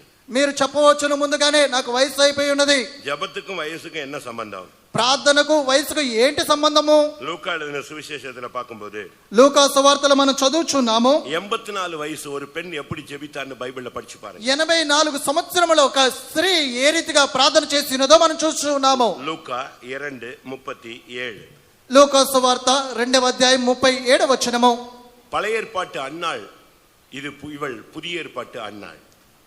ఆ యొక్క పాత నిబంధన హన్న, ఈమె నూతన నిబంధన హన్న అయి ఉన్నది. வாசிங்க. 84 సంవత్సరములు విధవరాలై ఉండి దేవాలయము విడవక ఉపవాస ప్రార్థనలతో రేయింబగళ్ళు సేవ చేయుచుండెను. ஏறக்குறைய 84 வயதுல அந்த விதவை தேவாலயத்தை விட்டு நீங்காமல் இரவும் பகலும் உபவாசித்து ஜெபம் பண்ணி ஆராதனை செய்து கொண்டிருந்தாள். வயசாயிடுச்சுன்னு இனிமே யாரும் பேசப்படாது. వయసు అయినదని ఇక మీదట ఎవరు కూడా మాట్లాడకూడదు. நாங்கெல்லாம் அந்த காலத்துல வாழ்ந்தோம்லாம் இனிமே சொல்லவே கூடாது. మేము 84 வயசுல இடைவிடாமல் தேவாலயத்துல இருந்து இரவும் பகலும் உபவாசித்து ஜெபம் பண்ணி ஆராதனை செய்தாள். யாரு? அன்னாள். அவள் தான் இயேசுவை பார்த்தாள். ఆ యొక్క 84 సంవత్సరములు విధవరాలై ఉండి ఆమె దేవాలయములు ఎడతెగక ఆమె ఉపవాసంతో రేయం పగలు ప్రార్థన చేసి ఉన్నారు. ఆమె హన్నా ఉన్నది. கர்த்தருடைய பரிசுத்த நாமத்துக்கு மகிமை உண்டாவதாக. దేవుని యొక్క పరిశుద్ధ నామముకు మహిమ కలుగును గాక. இந்த கிதியோன் முன்னணியிலே வந்தபோது ஜாமங்காரர்களை கண்டான். అయితే ఈ యొక్క గిదియోను ముందుగా వచ్చుచున్నప్పుడు ఆ యొక్క కావలి వారిని ఆయన కలుసుకొని ఉన్నాడు. நீ சபையில முன்னுக்கு வா, இந்த சபையில ஜெப வீரர்களை பார்ப்பாய். నీవు సంఘములో ముందుకు వచ్చినట్లయితే నువ్వు ప్రార్థన వీరులను నువ్వు చూడగలవు. கர்த்தருடைய பரிசுத்த நாமத்துக்கு மகிமை உண்டாவதாக. దేవుని యొక్క పరిశుద్ధ నామముకు మహిమ కలుగును గాక. న్యాయాధిపతిகள் 7:17 பார்க்கும் பொழுது న్యాయాధిపతుల గ్రంథము 7వ అధ్యాయం 17వ వచనంలో చదువుచున్నాము. அவன் ஒரு 300 பேரை அழைத்து கொண்டு வருகிறான். ఆయన 300 జనులను ఆయన తీసుకొని వచ్చి ఉన్నాడు. முதலாவது ஆயிரக்கணக்கான ஜனங்கள் வந்தார்கள். మొట్టమొదటిగా ఆ యొక్క జనులు వచ్చి ఉన్నారు. ஆயிரக்கணக்கான ஜனங்கள் அவனோடு ఆ வந்தார்கள். యొక్క వేల కొలది జనులు అక్కడికి వచ్చి ఉన్నారు. எவ்வளவோ ஜனங்கள் அவனோடு வந்தார்கள். ఎంతో మంది జనులు అక్కడికి వచ్చి ఉన్నారు. ஆனா இப்போ அவன் கூட இருக்கிறது எத்தனை பேர்? అయితే ఇప్పుడు ఆయనతో కూడా ఉంటున్న వారు ఎంతమంది? 7ஆம் அதிகாரம் 7వ అధ్యాయము 3ஆம் வசனத்துல பார்க்கும் பொழுது 3వ వచనములో చూస్తున్నాము. ஆயிரக்கணக்கான ஜனங்கள் அவனோடு இருந்தார்கள். ఆ యొక్క వేల కొలది జనులు ఆయన ఎదుగు వచ్చి ఉన్నారు. சரியா சொன்னா సరిగ్గా చెప్పినట్లయితే நல்ல கவனிங்க, 32,000 பேர் கிதியோனோடு நின்னாங்க. 32,000 మంది గిదియోను ఎదుట నిలబడి ఉన్నారు. கிதியோனோடு ஸ்டார்டிங்ல இருந்தவங்க எத்தனை பேர் சொல்லுங்க? గిదియోను 32,000 பேர். గిదియోనుకు మొట్టమొదటిగా ఉండిన వారు 32,000 మంది. அப்போ ஆண்டவர் சொன்னாரு, பயமும் திகிலும் உள்ளவன் ஓடி போக கடவன் சொல்லு. అయితే దేవుడు చెప్తున్నారు, భయమును దిగులును కలవారు వారు పారిపోవలెను. அந்த ஒரே அனౌன்ஸ்மெண்ட்ல 22,000 பேர் ஓடிட்டான். ఆ యొక్క ఒకటే ఆ యొక్క ప్రకటనలో 22,000 మంది పారిపోయి ఉన్నారు. இப்போ இயேசுவுக்காக சாகிறவர்கள் மாத்திரம் உள்ளே உட்கார்ந்திருங்கன்னு சொன்னா நீங்க எத்தனை பேர் உட்காருவீங்க? இயேசுவுக்காக இப்ப சாகிறவங்க மட்டும் இங்க உள்ள உட்காருங்க, மத்தவங்க எல்லாம் போங்கன்னா எத்தனை பேர் போயிருவீங்க? యేసు కొరకు నేను చనిపోతానని చెప్పుచున్న వాళ్ళు ఉండండి అంటే మీరు ఎంతమంది ఉండెదరు, ఎంతమంది పారిపోయేదరు? 10 నిమిషం கழிச்சு பார்த்தா நான் ஒருத்தன் தான் இருப்பேன்னு நினைக்கிறேன். 10 minutes கழிச்சு பார்த்தா நான் ஒருத்தன் தான் இருப்பேன்னு நினைக்கிறேன். 10 నిమిషాల తర్వాత చూసినట్లయితే నేను ఒక్కడనే నిల్చుంటానేమో. ஏன்னா இயேசுவுக்காக உனக்கு என்ன கொடுக்க முடியும்? యేసు కొరకు మీరు ఏమి ఇవ్వగలరు? உன்னால எதுவுமே கொடுக்க முடியலையே. మీ వల్ల ఏది కూడా ఇవ్వలేరు. இப்ப 14,000 பேர் மிச்சம் வந்தாங்க. ఇక్కడ 14,000 మంది కనబడుచున్నారు. அதுக்கு அடுத்து ஒரு இன்டர்வியூ வச்சாரு, அதுல தேர்னது மொத்தமே 300 பேர். అయితే దానికి కూడా ఒక ఇంటర్వ్యూ నిర్వహించినారు. దానిలో మిగిలిన వారు 300 మంది. 6 லட்சம் புருஷர்கள் எகிப்திலிருந்து விடுதலையாக்கப்பட்டார்கள். 6 లక్షల మంది పురుషులు ఐగుప్తులో నుండి విడుదల పొంది ఉన్నారు. கானானுக்குள் பிரவேசித்தது எத்தனை பேர்? కానానులో ప్రవేశించినది ఎంతమంది? சொல்லுங்க. 2 பேர். ఇద్దరు. எப்படி இருக்கும்னு யோசிச்சு பாத்தீங்களா? చూడండి ఎట్లా ఉన్నారు. ஆவிக்குரிய வாழ்க்கையில ரொம்ப கவனமாக இருக்கணும். ఆత్మీయ జీవితంలో మిక్కిలి జాగ్రత్త కలిగి ఉండవలెను. இப்ப முன்னணியில் வந்தவர்கள் என்ன செய்ய வேண்டும்? అయితే ముందుగా వచ్చి ఉన్న వారు ఏమి చేయవలెను? அந்த கிதியோன் 300 பேரை பார்த்து சொன்னா, అయితే ఆ గిదియోను 300 మందిని చూసి చెప్తున్నాడు, கூட வாங்க, నాతో కూడా రండి, நான் என்ன செய்யறேனோ அதை நீ செய்யணும். నేను ఏమి చేస్తున్నానో అది మీరు చేయుడి. ஒரு மண் பாண்டத்தை எடுத்துக்கங்க. ఒక మంటి కుండలను తీసుకుని ఉన్నాడు. அடுத்து ஒரு தீவட்டியை எடுத்துக்கொள்ளுங்க. ఆ తర్వాత ఒక దీపమును తీసుకుని ఉన్నాడు. ஒரு எக்காலத்தை எடுத்துக்கொள்ளுங்க. ఒక బూరలను తీసుకుని ఉన్నాడు. என் கூட வாங்கன்னு சொன்னா, నాతో కూడా రండి అని చెప్పి ఉన్నాడు. அப்படி முன்னணியில வந்த உடனே వారు ముందుగా వచ్చిన వెంటనే நான் என்ன செய்யறேனோ அதை நீ செய்யணும். నేను ఏమి చేస్తానో అది మీరు చేయుడి. நன்றாக கவனியுங்கள். మంచిగా గమనించండి. முன்னுக்கு வர வாஞ்சிக்கிற தேவனுடைய பிள்ளைகள், ముందుకు రావుటకు వాంఛించుచున్న దేవుని యొక్క జనులు, அவன் முதலாவது என்ன செஞ்சான்? వారు మొట్టమొదటిగా ఏం చేస్తున్నారు? திடீர்னு பார்த்தா அந்த மண்பானையை உடைச்சு நொறுக்கிட்டான். ఆ యొక్క వెంటనే ఆ యొక్క మంటి కుండలను వారు పగలగొట్టి ఉన్నారు. ஒரு சத்தம் கடிச்சு டப்ப டப்பன்னு எல்லாரும் அடிச்சாங்க, மொத்த பானையும் உடைஞ்சிருச்சு. అయితే ఆ యొక్క 300 మంది ఆ యొక్క కుండలు ఒక్కసారిగా పగలగొట్టినప్పుడు ఆ యొక్క శబ్దం వచ్చినప్పుడు వారందరూ పారిపోయారు. எல்லாரும் உள்ள இருந்த தீவட்டியை தூக்கி பிடிச்சிட்டாங்க. వెంటనే ఆ యొక్క లోపల ఉన్న దీపముల వారు పారవేసి ఉన్నారు. உடனே கிதியோன் முன்னணியில் நின்று எக்காலத்தை ஊதினான். వెంటనే గిద్యోను ముందుగా నిలబడి బూరలు ఊది ఉన్నాడు. அடுத்த செகண்ட் கர்த்தருடைய பட்டயம் கிதியோனின் பட்டயம்னு கத்திட்டான். వెంటనే దేవుని యొక్క ఖడ్గము గిద్యోను యొక్క ఖడ్గమని చెప్పి ఉన్నాడు. முன்னுக்கு வருகிற தேவனுடைய ஜனமே, ముందుకు వచ్చుచున్న దేవుని యొక్క జనమా, முதலாவது மண்பாண்டத்தை உடைக்க வேண்டும். మొట్టమొదటిగా ఆ యొక్క మంటి పాత్రలను పగలగొట్టవలెను. இந்த சரீரம் தான் மண்பாண்டம். మా యొక్క శరీరమే మా యొక్క మంటి పాత్ర అయి ఉన్నది. இயேசு இந்த சரீரத்தை உடைத்தார். యేసు యొక్క శరీరమును ఆయన పగలగొట్టి ఉన్నాడు. இயேசுவின் சரீரம் பிக்கப்பட்டது. యేసు యొక్క శరీరము దున్నబడి ఉన్నది. இந்த சரீரத்துல தான் நம்ம வெளியேற பெற்ற பரிசுத்த ஆவியை பெற்றிருக்கிறோம். ఈ యొక్క శరీరములోనే విలువైన పరిశుద్ధాత్మను పొందుకొని ఉన్నాము. இந்த சரீரம் நமக்கு மேக்கப் பண்றதுக்கு கொடுக்கப்பட்ட சரீரம் அல்ல. ఈ యొక్క శరీరం అనేది మనము మేకప్ వేసుకొనుటకు ఇవ్వబడిన శరీరము కాదు. இந்த சரீரம் ரத்தத்தினால் விலைக்கு கொள்ளப்பட்ட ஒரு சரீரம். ఈ యొక్క శరీరము రక్తము చేత విమోచింపబడిన శరీరమై ఉన్నది. இந்த சரீரம் உங்களுடையது அல்ல. ఈ యొక్క శరీరము మీది కాదు. இயேசு சொன்னார், இதோ ஒரு சரீரத்தை எனக்கு ஆயத்தம் பண்ணினீர், நான் உம்முடைய சித்தம் செய்ய வருகிறேன். ప్రభువైన యేసు చెప్తున్నాడు, నాకు ఒక శరీరం ఇవ్వబడినది, ఆ యొక్క శరీరంలో మీ యొక్క చిత్తమును చేయటకు నేను సిద్ధపడి ఉన్నాను. இந்த சரீரத்தை நீங்க உடைக்க ஒப்பு கொடுக்கணும். ఈ యొక్క శరీరమును నలగొట్టుకొని మీరు సమర్పించుకోవలెను. ரோமர் 12:1 என்ன சொல்லுகிறது? రోమీయులకు రాసిన పత్రిక 18 உங்கள் சரீரங்களை ஜீவ பலியாக ஒப்பு கொடுங்கள், அதுவே புத்தியுள்ள ஆராதனை. మీ యొక్క శరీరంలో సజీవ యాగములుగా సమర్పించుకొనుడి, అదే ఒక విశిష్టమైన యాగమైనది. பிலிப்பியர் 2ஆம் அதிகாரத்தில் பார்க்கும் பொழுது ఫిలిప్పీయుల 2వ అధ్యాయంలో చదువుచున్నాము, இந்த சரீரத்தை உடைக்க ஒப்பு கொடுக்கணும். ఈ యొక్క శరీరమును అప్పగించుకొని ఒప్పుకొచ్చున్నాము. ஜீவ வசனத்தை பிடித்து சுடர்களைப் போல நீங்கள் நிற்க வேண்டும். ఆ యొక్క జీవ వాక్యమును చేత పట్టుకొని జ్యోతుల వలె మనం ప్రకాశించదము. வசனத்தை தூக்கி பிடிக்க வேண்டிய நேரம் இதுதான். ఈ యొక్క వాక్యమును ఎత్తి పట్టుకునే సమయం ఇదై ఉన్నది. மூணாவது எக்காலம் ஊதுங்கள். మూడవదిగా ఆ యొక్క బూరణ ఊదవలెను. முன்னுக்கு வருகிற தேவனுடைய ஜனங்கள் சுவிசேஷம் சொல்லுங்க. ముందుకు వచ్చుచున్న దేవుని యొక్క జనులు సువార్తను ప్రకటించవలెను. எத்தனை பேருக்கு சுவிசேஷம் சொல்றீங்க? ఎంతమందికి సువార్త చెప్తున్నారు? இன்னைக்கு ஞாயிற்றுக்கிழமை தானே. ఈ యొక్క దినము ఆదివారమే కదా. இந்த ஒரு நாள் முழுவதும் இயேசுவுக்காக ஊழியம் செய்யுங்க. మీరు ఒక దినమంతా కూడా యేసు కొరకు సువార్త చెప్పండి, సేవ அப்படி చేయండి. நீங்க முன்னுக்கு வந்து செய்வீர்களானால் అప్పుడు ఆ రీతిగా మీరు ముందుకు వచ్చి చేసినట్లయితే கர்த்தருடைய பட்டயம் உங்களுடைய பட்டயமாய் மாறும். దేవుని యొక్క ఖడ్గము మీ యొక్క ఖడ్గముగా మార్చబడుచు ఉన్నది. கர்த்தருடைய பரிசுத்த நாமத்துக்கு மகிமை உண்டாவதாக. దేవుని యొక్క పరిశుద్ధ నామముకు మహిమ కలుగును గాక.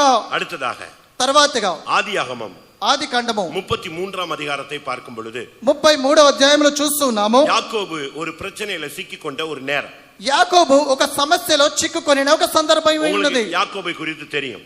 అందరికీ కూడా యాకోబు గురించి తెలుసును. யாக்கோபுக்கும் ஏசாவுக்கும் பயங்கர பிரச்சனை. యాకోబుకు ఏసావుకు భయంకరమైన ఒక సమస్య. ரெண்டு பேரும் முகத்துக்கு முகம் பார்க்க முடியாது. ఇద్దరు కూడా వారు ముఖాముఖిగా వారు చూసుకోలేదు. ரெண்டு பேரும் கூட பிறந்தவங்க தான். వారు ఒకరికి పుట్టిన వారే, ஒரே தாயின் வயிற்றில பிறந்தவங்க தான். ఒకే తల్లి గర్భమందు పుట్టిన వారే. சில நிமிடங்கள்ல தான் அவங்க முந்தி பிந்தி பிறந்தாங்க. ఆ యొక్క కొన్ని నిమిషములే ముందు వెనక వారు పుట్టి ఉన్నారు. ஆனா ரெண்டு பேரும் ஒருத்தனை கொலை பண்றதுக்கு ரெடியா இருந்தாங்க. అయితే ఇద్దరు కూడా ఒకరిని వారు హత్య చేసుకునే వారు సిద్ధంగా ఉండి ఉన్నారు. அதுக்கு பிறகு வீட்டிலேயே இருக்க முடியாதுன்னு ஓடி போயிட்டான். అయితే దాని తర్వాత నేను ఇంటిలోనే ఉండలేనని విడిచిపెట్టి పారిపోయి ఉన్నాడు. 20 வருஷம் ரெண்டு பேரும் ఫేస్ టు ఫేస్ பார்த்ததே கிடையாது. ఆ యొక్క 70 సంవత్సరములు వారు ముఖాముఖిగా చూసుకొనలేదు. 20 வருஷமா ரெண்டு பேருக்கும் தொடர்பே கிடையாது. ఆ యొక్క ఈ 70 వర్షములుగా వారు ఒకరిని ఒకరు మాట్లాడుకున్నదే లేదు. உங்களில் எத்தனை பேர் இப்படி இருக்கிறீங்க? మీరులో ఎంతమంది ఈ రీతిగా ఉంటున్నారు? ஒரே சபையில ఒకే సంఘములో ஒரே இடத்துல ராபோஜனம் எடுக்கிறவங்க, ఒకే స్థలములో ప్రభు సంస్కారం తీసుకుంటున్నారు, ஒரே குடும்பத்துல உள்ளவங்க, ఒకే కుటుంబంలో ఉంటున్నారు. எத்தனை பேர் ஒருவரோடு ஒருவர் பேசாம இருக்கிறீங்க? ఎంతమంది ఒకరితో ఒకరు మాట్లాడకుండా కనబడుచు ఉన్నారు? உண்மையான அன்பு இல்லாம, నిజమైన ప్రేమ లేకుండా చేత, உண்மையான ஐக்கியம் இல்லாம, నిజమైన ఐక్యత లేకుండా చేత இந்த బైబిల్ தூக்கிட்டு எத்தனை பேர் சுத்திட்டு இருக்கீங்க? ఈ యొక్క కార్యమును విడిచిపెట్టి ఎంతమంది తిరుగుచు ఉన్నారు? கண்ட சகோதரனத்தில் அன்பு கூறாதவன் காணாத தேவனிடத்தில் எப்படி அன்பு கூறுவான்? చూచుచున్న సహోదరుని ప్రేమించిన వాడు చూడనటువంటి దేవుని ఏ రీతిగా ప్రేమించగలడు? தன் சகோதரனை பகைக்கிற எவனும் கொலை பாதகன். తన యొక్క సహోదరుని ద్వేషించువాడు ఎవడో వాడు నరహంతకుడు. தன் சகோதரனை பகைக்கிறவனிடத்தில் தேவ அன்பு இல்லை. తన సహోదరుని ద్వేషించువాని యొక్క దేవుని యొక్క ప్రేమ ఉండదు. தன் சகோதரனை பகைக்கிறவன் இருளில் கிடக்கிறான். తన యొక్క సహోదరుని ద్వేషించువాడు వాడు చీకటిలో కనబడుచున్నాడు. 20 வருஷமா ரெண்டு பேரும் பேசல. 20 సంవత్సరాలు 70 సంవత్సరాలుగా ఇద్దరు మాట్లాడుకొనలేదు. ஆனா இப்போ அவனுக்கு தகப்பன் வீட்டுக்கு போகணும். అయితే ఇప్పుడు ఆయన తండ్రి ఇంటికి వెళ్ళవలెను. அருமையான தேவனுடைய பிள்ளையே, ప్రియమైన దేవుని యొక్క జనమా, உனக்குள்ள ஐக்கியம் இல்லாமல் நீ தகப்பன் வீட்டுக்கு போக முடியாது. మీలో ఐక్యత లేనట్లయితే మీరు తండ్రి ఇంటికి వెళ్ళలేరు. யோவான் 14:3 படி, యోహాను 14:3 చదవండి. என் பிதாவின் வீட்டில் அநேக வாசஸ்தலங்கள் உண்டு. నా యొక్క తండ్రి ఇంటిలో అనేక నివాస స్థలములు కలవు. அப்படி இல்லாதிருந்தால் நான் உங்களுக்கு சொல்லி இருப்பேன். ఆ రీతిగా లేని ఎడల నేను మీకు చెప్పెదను. அப்ப தகப்பன் வீட்டுக்கு போகணும்னா, అయితే తండ్రి ఇంటికి వెళ్ళవలెనంటే ஒப்புரவாகாமல் போக முடியாது. ఆ యొక్క సమాధానము అనుభవం ఉండవలెను. நீ புருஷன்ட்ட சண்டையை போட்டுட்டு, నీవు భర్త యొద్ద గొడవాడి, மனைவிட்ட சண்டை போட்டுட்டு, భార్యతో గొడవాడి, சகோதர சகோதரிகள்ட்ட சண்டை போட்டுட்டு, నీ సహోదర సహోదరులతో గొడవ పెట్టుకుని, யாரு எல்லாத்தையும் பிரிவினை வச்சுக்கிட்டு நீ பரலோகத்துக்கு போவேன்னா எப்படி போக முடியும்? అందరితో కూడా గొడవలు పెట్టుకొని నువ్వు పరలోకంలోకి వెళ్ళవాలంటే ఏ రీతిగా నువ్వు వెళ్ళగలవు? நீங்க நினைக்கலாம் పరలోకத்துக்கு போయిடுவோம். No chance. మీరందరూ పరలోకం వెళ్ళదు, అది ఎంత మాత్రం అసంభవము. ஒரு இண்டிபெண்டன்ட் பாஸ்டர் இருந்தாரு. ఒక ఇండిపెండెంట్ పాస్టర్ గారు ఉండి ఉన్నారు. அவருக்கும் மனைவிக்கு ஒரு சின்ன பிரச்சனை. ఆయన యొక్క భార్యకు ఒక చిన్న సమస్య. அந்த అమ్మ அப்பப்போ பிரச்சனை பண்ணிட்டே இருப்பா. ఆ యొక్క తల్లి గారు అప్పుడప్పుడు సమస్య లేవనెత్తుచునే ఉండేదారు. இவர் கார் எடுத்துட்டு வெளியே ஓடிவிட்டார். ఆయన கார் எடுத்துட்டு కారు పట్టుకొని ఆయన బయటకు పారిపోయి ఉన్నాడు. பயங்கர டென்ஷன். அந்த டென்ஷன் தீர்ற வரைக்கும் எங்க இருந்தாரு? கார் எடுத்து தெரு தெருவா சுத்திட்டே இருக்கான். பாஸ்டர் ఆ యొక్క భయంకరమైన టెన్షన్ చేత ఆ యొక్క పాస్టర్ గారు ఆ యొక్క టెన్షన్ తగ్గేంత మటుకు కారు తీసుకొని ఆయన తిరుగుతూనే ఉంటాడు. ரொம்ப நேரம் கழிச்சு கொஞ்சம் కూల్ డౌన్ ఆనవనే వీட்டுக்கு வந்தார். ఆ యొక్క చాలా సమయమైన తర్వాత చల్లబడిన తర్వాత ఆయన ఇంటికి తిరిగి వస్తాడు. அந்த వైఫை பார்த்தாரு, திருப்பி கார் எடுத்துட்டு ஓடிட்டான். అయితే ఆ యొక్క భార్యను చూసి తిరిగి మరలా కారుని తీసుకొని పారిపోతాడు. கார் போன இடத்துல ஆக்சிடென்ட் ஆயிடுச்சு. అయితే కారుని తీసుకొని వచ్చినప్పుడు యాక్సిడెంట్ అయ్యి ఉన్నది. இப்ப அவர் ரொம்ப సీరియஸா இருந்தார். ఇప్పుడు ఆయన చాలా సీరియస్ గా ఉన్నాడు. హాస్పిటల్ పోయి அவங்க వైఫ్ பார்த்தாங்க. హాస్పిటల్కి వెళ్ళి ఆయన యొక్క భార్య చూచి ఉన్నది. இப்ப எந்திரிச்சு ஓட முடியாது, ஆளு சீரியஸா இருக்காரு. అయితే ఇప్పుడు ఆయన పరిగెట్టలేడు, పారిపోలేడు, ఎందుకంటే ఆయన సీరియస్ గా ఉన్నాడు. இப்ப அந்த అమ్మ வந்து మన్నిப்பு கேட்டுச்சு. అయితే ఇప్పుడు ఆ యొక్క తల్లి దగ్గర క్షమాపణ అడిగి ఉన్నాడు. இந்த பாஸ்டரும் మన్నిப்பு கேட்டாரு. ఈ యొక్క పాస్టర్ గారు కూడా క్షమాపణ అడిగి ఉన్నాడు. செத்து போயிட்டாரு. చనిపోయి ఉన్నాడు. செத்து போன பின்பு பரலோகத்துக்கு போறாரு. చనిపోయిన తర్వాత పరలోకమునకు వెళ్ళి ఉన్నాడు. அங்க உள்ள விட மாட்டேங்கிறான். అక్కడ లోపలికి అనుమతించలేదు. உண்மையா நடந்த சம்பவம், నిజముగా జరిగిన సంభవం ஒரு புக்ல இருக்கு, ఒక బుక్కులో ఉన్నది. இந்த பாஸ்டர் மேல போறாரு. ఈ యొక్క పాస్టర్ గారు పైకి వెళ్ళి ఉన్నారు. அங்க நாட் అలౌడ్ங்கறான். అక్కడ ప్రవేశం లేదని చెప్పి ఉన్నారు. இவர் சொல்றார் நான் பாஸ்டர் அப்படிங்கறாரு. ఈయన చెప్పి ఉన్నాడు నేను ఒక పాస్టర్ని. அந்த தூதன் சொன்னா ఆ యొక్క దూత చెప్పి ఉన్నాడు நீ பாஸ்டர்லாம் கரெக்ட் தான், உனக்கும் ஒய்ஃபுக்கும் சமாதானம் இல்ல, நோ சான்ஸ் ன்னு சொன்னா. నువ్వు పాస్టర్ అది కరెక్టే, కానీ నీకును నీ యొక్క భార్యకు సమాధానం లేదు కాబట్టి ఎటువంటి ప్రవేశం లేదు నీకు. உடனே இவர் சொன்னார் நான் இப்பதான் மன்னிப்பு கேட்டு வந்தேன்னு சொன்னார். ఆయన చెప్పినాడు నేను ఇప్పుడే క్షమాపణ అడిగి వచ్చి ఉన్నాను. நீ மன்னிப்பு கேட்டது உண்மை, నీవు క్షమాపణ అడిగింది నిజమే, ஆனா அதுக்கு பிறகு நீ மன்னித்து வாழலையே. అయితే దాని తర్వాత నీవు క్షమించి జీవించలేదు కదా. உடனே அவர் சொன்னாரு వెంటనే ఆయన చెప్పి ఉన్నాడు எனக்கு ஒரு சான்ஸ் கொடுங்க, நான் போய் மன்னிப்பு கேட்டு உண்மையா வாழ்றேன். అయితే నాకు ఒక సందర్భం మరలా ఇవ్వండి, ఇంకొక ఛాన్స్ ఇవ్వండి, నేను నిజముగా వెళ్ళి జీవించేదని చెప్పి ఉన్నాడు. அவர் செத்து போன உடனே அந்த மனைவி அடக்கம் பண்ண மாட்டேன்னு சொல்லிட்டான். ఆయన చనిపోయిన తర్వాత ఆయన యొక్క భార్య నేను భూస్థాపన చేయనని చెప్పింది. எனக்கு என் புருஷன் உயிரோட வரணும்னு ஜெபிச்சிட்டு இருந்தா. నాకు నా యొక్క భర్త సజీవంగా కావాలని ప్రార్థన చేస్తూ ఉన్నది. கர்த்தர் மறுபடியும் அவனுக்கு ஜீவனை கொடுத்து கொண்டு வந்தார். దేవుడు మరలా ఆయనకు జీవం ఇచ్చి తీసుకొని వచ్చినాడు. யாராவது சாகும்போது மன்னிப்பு கேட்டு பரலோகம் போயிடணும்னு நினைச்சிராத, கிடைக்காது. ఎవరైనప్పటికీ చనిపోయేటప్పుడు క్షమాపణ అడిగి పరలోకంకు వెళ్దామని అనుకుంటున్నారేమో, మీకు అదెంత మాత్రం దొరకదు. 20 வருஷம் கழிச்சு இவன் ஒப்புரவானான். 70 సంవత్సరముల తర్వాత ఈయన సమాధానపడుచున్నాడు. தகப்பன் வீட்டுக்கு நீ போக வேண்டுமானால், பிதாவின் வீட்டுக்கு நீ போக வேண்டுமானால், பரலோக ராஜ்யத்துக்குள்ளே நீ போக வேண்டுமானால் நீ ஒப்புரவாகணும். తండ్రి ఇంటికి నీవు వెళ్ళవలనంటే, నీవు ఆ యొక్క తండ్రి ఇంటిలో చేరవలనంటే మొట్టమొదటిగా నీవు సమాధాన పడవలను. நைட் எல்லாம் உட்கார்ந்து ஜெபிச்சான். రాత్రంతా కూర్చొని ప్రార్థన చేస్తున్నాడు. எப்படி ஃபேஸ் பண்றது, ఏ రీతిగా ఫేస్ చేయాలి, எப்படி ஃபேஸ் பண்றது, ఏ రీతిగా ఆయన్ని ఎదుర్కోవాలి, எப்படி ஃபேஸ் பண்றது, ఏ రీతిగా ఆయనని ఎదుర్కోవాలి. நான் ஸ்கூல்ல படிக்கும்போது, నేను స్కూల్లో చదువుచున్నప్పుడు அப்ப நான் ரட்சிக்கப்படல. అప్పుడు నేను రక్షణ పొందలేదు. அப்ப 10th படிக்கும்போது, అప్పుడు నేను 10వ తరగతి చదువుచున్నప్పుడు பசங்க எல்லாம் அடிச்சுக்கோ, పిల్లలందరినీ కొట్టేవాడిని. ஒரு நாள் ఒక దినమందు ஒரு முஸ்லிம் பையன், ఒక ముస్లిం అబ్బాయి, நான் இல்லாத போது నేను లేనప్పుడు என் புக்ஸ் எல்லாம் தூக்கி அப்படியே எல்லாத்தையும் விரிச்சு போட்டான். నా యొక్క పుస్తకాలన్నీ చూసి ఆ రీతిగా ఇసిరి వేసి ఉన్నాడు. நான் கொஞ்சம் பொறுத்து வந்தேன். నేను కొంచెం సమయం తర్వాత వచ్చి ఉన్నాను. பார்த்தேன், யாருன்னு கேட்டேன். నేను అడిగి ఉన్నాను ఎవరు ఇది చేసింది. அந்த முஸ்லிம் பையன் தான் தூக்கி போட்டான் அப்படின்னா, சம்சுதீன் தூக்கி போட்டான். ఆ యొక్క ముస్లిం అబ్బాయి ఈ యొక్క అన్ని కూడా తీసి పారవేసి ఉన్నాడు చెప్పి ఉన్నారు. அப்ப நான் ரட்சிக்கப்படல, சின்ன பையன். అప్పుడు నేను రక్షణ పొందలేదు, చిన్న వ్యక్తిని. நான் போய் அவன் புக் எல்லாம் தூக்கி மொத்தமா ரோட்ல எரிஞ்சு விட்டு வந்துட்டேன். నేను ఆయన పుస్తకాలన్నీ తీసి కూడా రోడ్లో పడవేసి ఉన్నాను. அதுக்கு பிறகு நானும் அவனும் பேசினதே இல்ல.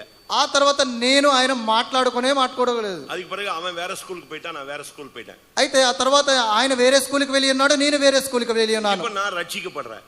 అయితే ఇప్పుడు నేను రక్షణ పొందుచున్నాను. நான் இப்ப ஞானஸ்நானம் எடுக்க போறேன். అయితే ఇప్పుడు నేను బాప్తిజం తీసుకుని పోవచ్చున్నాను. சுத்திகரிப்பு கூட்டத்துல உட்கார்ந்து இருக்கிறேன். శుద్ధీకరణ కూటంలో నేను కూర్చుని ఉన్నాను. ஒப்புரவாகாம யாரும் రాభోజనం எடுக்கக்கூடாது, ஞானஸ்நானம் எடுக்கக்கூடாதுங்கிறாங்க. సమాధానం లేకుండా ఎవరు ఆ యొక్క ప్రభు సంస్కారం తీసుకోకూడదు, బాప్తిజం కూడా తీసుకోకూడదు అని చెప్పినారు. எனக்கு என்ன பண்ணணும்னு தெரியல, నాకు ఏమి చేయాలో తెలియలేదు. அவன் தான் வந்து முன்னால முஸ்லீம் வந்துகிட்டே போறான், வர்றான், கண்ண மூடினா முஸ்லீம் వర్రాன்.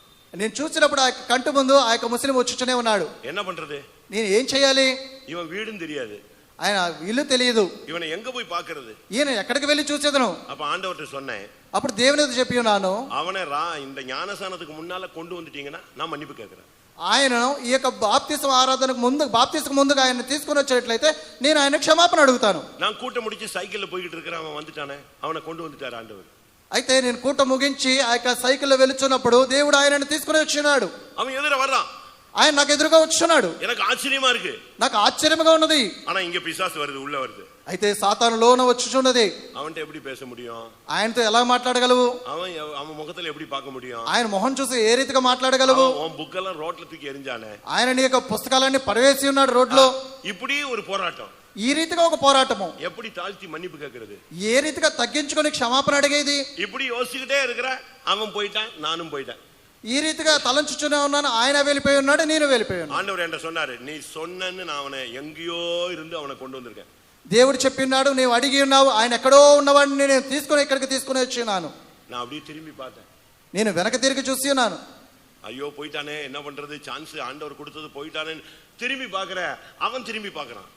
అయ్యో దేవుడిచ్చిన ఆ యొక్క సమయం నేను పోగొట్టుకున్నాను అని చెప్పేసి నేను తిరిగి చూసినప్పుడు ఆయన కూడా తిరిగి నన్ను చూసి ఉన్నాడు. ரெண்டு பேரும் போய் ஒப்புரவாயிட்டேன். நான் உடனே போய் அவன்கிட்ட மன்னிப்பு கேட்டேன். నేను వెంటనే కూడా ఇద్దరు వెళ్ళి నేను ఆయన క్షమాపణ సమాధానం అని అడిగాను. 20 வருஷம் 20 సంవత్సరములు ஒரு நைட் ஃபுல்லா யாக்கோபு உட்கார்ந்து ஜெபிச்சான். ఒక రాత్రంతా కూడా యాకోబు కూర్చొని ప్రార్థన చేసి ఉన్నాడు. காலையிலே ఉదయకాలం ముందు ஏசா வர்றான். ఏసా వచ్చి 20 வருஷம் அவனை பார்த்ததில்ல, பேசினதில்ல, விரோதி, கொன்றுவேன்னு சொன்னவன் எதிர வர்றான். இப்போ யாக்கோபு 7 விசை விழுந்து வணங்கி வணங்கி வணங்கி வணங்கி விழுந்து விழுந்து 7 டைம்ஸ் டைவ் అడిகிறான் రోడ్ల.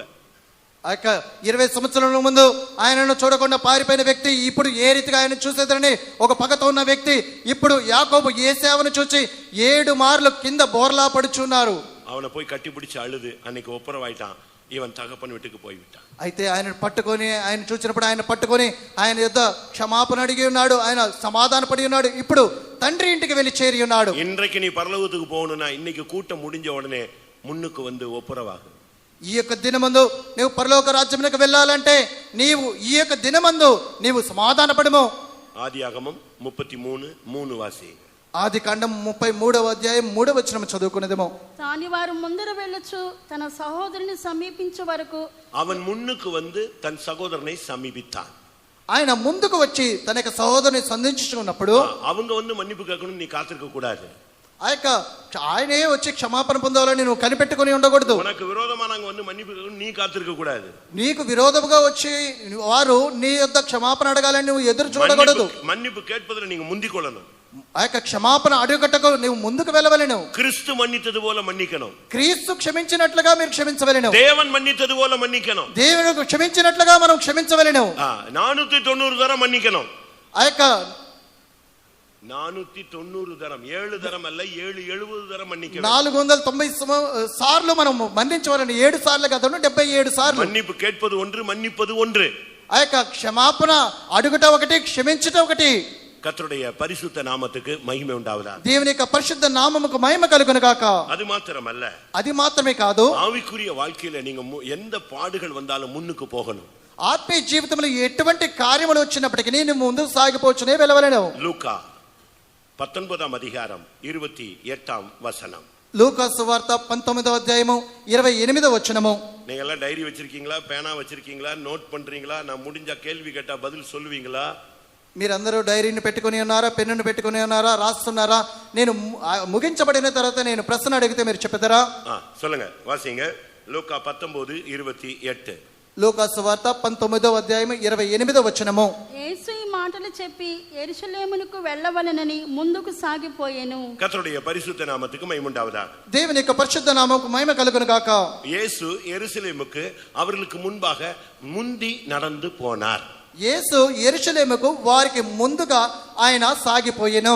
அப்பதான் அவர் சொன்னாரு, అప్పుడే ఆయన చెప్పుచున్నాడు, యెరూషలేముకు நான் పోவேன், యెరూషలేముకు నేను వెళ్ళేదను, அங்க என்னை பிடிப்பாங்க, అక్కడ నన్ను పట్టుకొనేదరు, என்னை అడిப்பாங்க, నన్ను కొట్టేదరు, என்னை கொலை குற்றம் சாட்டுவார்கள், నా మీద అబద్ధ సాక్ష్యం మోపెదరు, என்னை సిలువలో అறைవాங்க, నన్ను సిలువ వేసేదరు, நான் అங்க మరిచిరువేன்னு சொன்னாரு. నేను అక్కడ మరణించదనని చెప్పుచున్నాడు. இவங்களுக்கு அதை கேட்ட உடனே அப்படியே அப்செட் ஆயிட்டான். అయితే ఈ కార్యం విన్నప్పుడు వారు వెంటనే అప్సెట్ ఇవైகளை அவர் சொல்லிய உடனே அவர் முந்தி நடந்து போனார். ఇవన్నీ కూడా చెప్పిన తర్వాత ఆయన ముందుకు సాగి వెళ్ళి ఉన్నాడు. சீடர்கள் என்ன பண்ணாங்க தெரியுமா? సీమోను ఏం చెప్పి ఉన్నాడు తెలుసునా? சீஷர்கள் శిష్యులు ఏం చెప్పి ఉన్నాడు తెలుసునా? మార్కు 10వ అధ్యాయం 32వ వచనం. మార్కు సువార్త 10వ అధ్యాయం 22వ వచనం. 10:32. 10వ అధ్యాయం 32వ వచనం. వారు ప్రయాణమై యెరూషలేమునకు వెళ్ళుచుండిరి. యేసు వారి ముందుకు నడుచుచుండగా వారు విస్మయం పొందిరి, వెంబడించి వారు భయపడిరి. అప్పుడు ఆయన మరలా 12 శిష్యులను పిలుచుకొని తనకు సంభవింపబోవు వాటిని వారికి తెలియజెప్పనారంభించి, கர்த்தருடைய பரிசுத்த நாமத்துக்கு மகிமை உண்டாவதாக. దేవుని యొక్క పరిశుద్ధ నామముకు మహిమ కలుగును గాక. சிலுவையில பாடுபட போறேன்னு சொல்லிட்டு இயேசு அவர்களுக்கு முந்தி நடந்து போனார். ஆனால் இவங்க எல்லாம் பயத்தோடு பின்னால போனாங்க. ఆ యొక్క సిలువలో ఆ యొక్క యెరూషలేముకు వెళ్ళి సిలువ మరణం పొందుదరని చెప్పి ఆయన ముందుకు సాగిపోవచ్చున్నారు. అయితే ఈ కార్యములు విని శిష్యులందరూ కూడా వీరు భయపడుచున్నారు. உலகத்துல போராட்டங்கள் உண்டு, లోకములో పోరాటములు ఉండును. ஆனால் இயேசு உலகத்தை ஜெயித்தார். అయితే యేసు లోకమును జయించి ఉన్నాడు. இந்த மார்க்கம் சிலுவை மார்க்கம். ఈ యొక్క మార్గము సిలువ మార్గము. பாடுகள் உண்டு, శ్రమలు ఉండును, பிரச்சனைகள் உண்டு, సమస్యలు కలుగును, எதிர்ப்புகள் உண்டு, ఆ యొక్క ఎదిరింపులు కలుగును, நிந்தைகள் అవమాனங்கள் உண்டு. నిందలు అవమానములు కలుగును. பவுல் எவ்வளவு பாடுபட்டாருன்னு நீங்க பைபிள்ல போய் படிச்சு பாருங்க. ఆ యొక్క పౌలు గారు ఎంతగా శ్రమ పడి ఉన్నారో మీ బైబిల్లో తీసుకు చూసుకొని చదవండి. இயேசுவுக்காக எவ்வளவு பாடுபட்டார், ఆయన యేసుని మీద ఎంతగానో శ్రమించి ఉన్నాడు. எந்த அளவு இயேசுவுக்காக அடிபட்டார் நீங்க படிச்சு பாருங்க. ఎన్నిసార్లు యేసు నిమిత్తము ఆయన కొట్టబడి ఉన్నాడో మీరు చదివి చూడండి. வீட்டுல போய் படிச்சு பாருங்க. ఇంటికి వెళ్ళి చదివి చూసుకొనుడి. 2 கொரிந்தியர் 11 2 కొరింథీ 11వ అధ్యాయంలో 23 இருந்து 23వ వచనం నుండి 28వ వచనం వరకు படிச்சு பாத்தீங்கன்னா அவன் எவ்வளவு கஷ்டப்பட்டான்னு உங்களுக்கு தெரியும். 28వ వచనం వరకు చదివి చూసినట్లయితే ఆయన ఎంతగా శ్రమపడి ఉన్నాడో మీరు తెలుసుకోగలరు. இயேசுவுக்காக நீ என்ன கஷ்டப்பட்டிருக்கிற, మీరు యేసు నిమిత్తం ఎంతగా శ్రమపడుచు ఉన్నారు. இயேசு உனக்காக ஜீவனை கொடுத்தார். நீங்க எத்தனை பேர் ஜீவனை கொடுக்கிறீங்க? యేసు మీ కొరకు ప్రాణం పెట్టి ఉన్నాడు. మీరు ఎంతమంది ఆయన కొరకు ప్రాణం పెట్టబోచున్నారు? இன்னைக்கு எத்தனை பேர் சிலுவை சுமக்க ரெடியா இருக்கிறோம்? మీరు ఎంతమంది ఇక దినమందు సిలువ మోయటకు సిద్ధపడి ఉన్నారు? நமக்கு எல்லாருக்கும் பரலோகம் போகணும்னு ஆசை. ஆனா எத்தனை பேருக்கு மகிமையில அடையணும்னு ஆசை இருக்கு? అందరికి పరలోకముకు వెళ్ళవలెనని ఆశ, ఎంతమందికి మహిమ పొందుకొనవలెనని ఆశ ఉన్నది. இக்கால பாடுகள் இனி ஒரு மகிமைக்கு ஒப்பிடத்தக்கவைகள் அல்ல. ఈ యొక్క శ్రమలు రాబో మహిమకు ఎంచదగినవి కావు. கர்த்தருடைய பரிசுத்த நாமத்துக்கு மகிமை உண்டாவதாக. దేవుని యొక్క పరిశుద్ధ నామముకు మహిమ కలుగును గాక. எதை கண்டு நீ பின்வாங்க கூடாது. దేనికి బట్టి నేను వెనకబడకపోకూడదు. பசியோ, பட்டினியோ, நிர்வாணமோ, நாசமோசமோ, உயர்வோ, தாழ்வோ, நிகழ்காரியமோ, வருங்காரியமோ, மரணமே ஆனாலும் கிறிஸ்துவின் அன்பை விட்டு என்னை பிரிப்பவன் யார்? ఆకలి అయినను, దప్పి అయినను, వేదన అయినను, వసనహీనత అయినను, హెచ్చింపైనను, తగ్గింపైనను, ఏదైనప్పటికీ కూడా క్రీస్తు ప్రేమ నుండి నన్ను ఎడబాపువాడు ఎవడు? கர்த்தருடைய பரிசுத்த நாமத்துக்கு மகிமை உண்டாவதாக. దేవుని యొక్క పరిశుద్ధ నామముకు మహిమ కలుగును గాక. என்ன வந்தாலும் கிறிஸ்துவின் அன்பில் நீ நின்று பழகணும். ఎటువంటి పరిస్థితి వచ్చినప్పటికీ క్రీస్తులో నిలబడి నేర్చుకొనవలెను. நியாயாதிபதிகள் న్యాయాధిపతులు 5వ அதிகாரம் 5వ అధ్యాయము 18వ వచనத்தை பார்க்கும் பொழுது 18వ వచనములో చదువుచున్నప్పుడు நியாயாதிபதிகள் 5:18 న్యాయాధిపతుల గ్రంథము 5వ అధ్యాయం 18వ వచనము. జబూలూనీయులు మరణ భయము లేక ప్రాణము తృణీకరించుకొనిన జనము, నఫ్తాలీయులు భూమి మెట్టల మీద ప్రాణము తృణీకరించిరి. செபுலோனும் நப்தலியும் போர்க்களத்து முனையிலே மரணத்துக்கு துணிந்து நின்றார்கள். అయితే జెబులూను నఫ్తాలి వారు ఆ యొక్క యుద్ధ రంగంలో వారి యొక్క ప్రాణములు వారు తృణీకరించి నిలబడి ఉన్నారు. பாவத்துக்கு போராட்டம் வரும், పాపములకు పోరాటములు వచ్చును, பரிசுத்தத்துல போராட்டம் வரும், పరిశుద్ధతకు పోరాటములు వచ్చును, விசுவாசத்துல போராட்டம் வரும், విశ్వాసములకు పోరాటములు వచ్చును, ஆவிக்குரிய ஜீவிதத்துல போராட்டம் வரும், ఆత్మీయ జీవితంలో పోరాటములు వచ్చును. வேதம் என்ன சொல்லுகிறது? దేవుని యొక్క గ్రంథం ఏమని సెలవిస్తున్నది? செபுலோனும் நப்தலியும் போர்க்களத்து முனையிலே முன்னணியிலே நின்றார்கள். ఆ యొక్క జెబులూను నఫ్తాలి అని వారు ఆ యొక్క యుద్ధ రంగంలో వారు ముందుగా వారి యొక్క ప్రాణములు తృణీకరించి ఉన్నారు. அவர்கள் மரணத்துக்கு துணிந்து நின்றார்கள். వారు మరణమునకు ఎదురు నిలబడి ఉన్నారు. விசுவாச பைபிளை தூக்கிட்டியா, நீ சாவுக்கு பயப்படக்கூடாது. బైబిల్ తూకిటియా, సాగుறதுக்கு பயப்படக்கூடாது. నీవు బైబిల్ను తీసివేసినట్లయితే చావుటకు కూడా నువ్వు భయపడకూడదు. సావుకు భయந்தேன்னா நீ బైబిల్ கீழே வச்சிரணும்.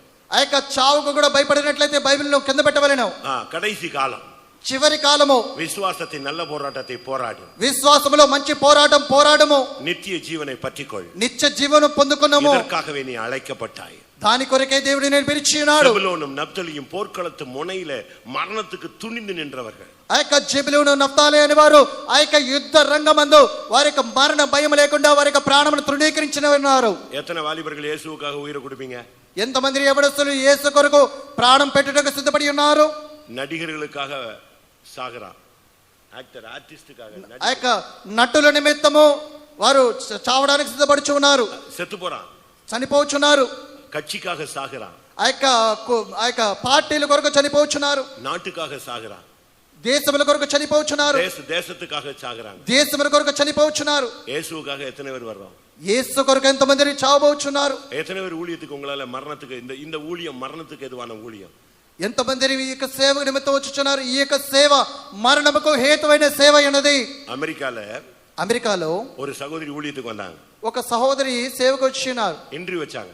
ఇంటర్వ్యూ వచ్చినది. நீங்கள் எதற்காக ஊழியத்துக்கு, நம்ம ஊழியம் தான், எதற்காக நீங்கள் ஊழியத்துக்கு வருகிறீர்கள்? మన యొక్క సేవకులే ఎందు నిమిత్తమో ఈ యొక్క సేవకు వచ్చినారు. உடனே அவங்க சொன்னாங்க, వెంటనే ఆమె చెప్పినారు, இயேசுவுக்காக வாழும்படியாக நான் ஊழியத்துக்கு வருகிறேன். యేసు నిమిత్తము జీవించే నిమిత్తము నేను సేవకు వచ్చినాను. எப்படி இருக்கும்? ఏ రీతిగా ఉన్నది? அவங்கள ஊழியத்துக்கு எடுக்கல, வெளியே போக சொல்லிட்டாங்க.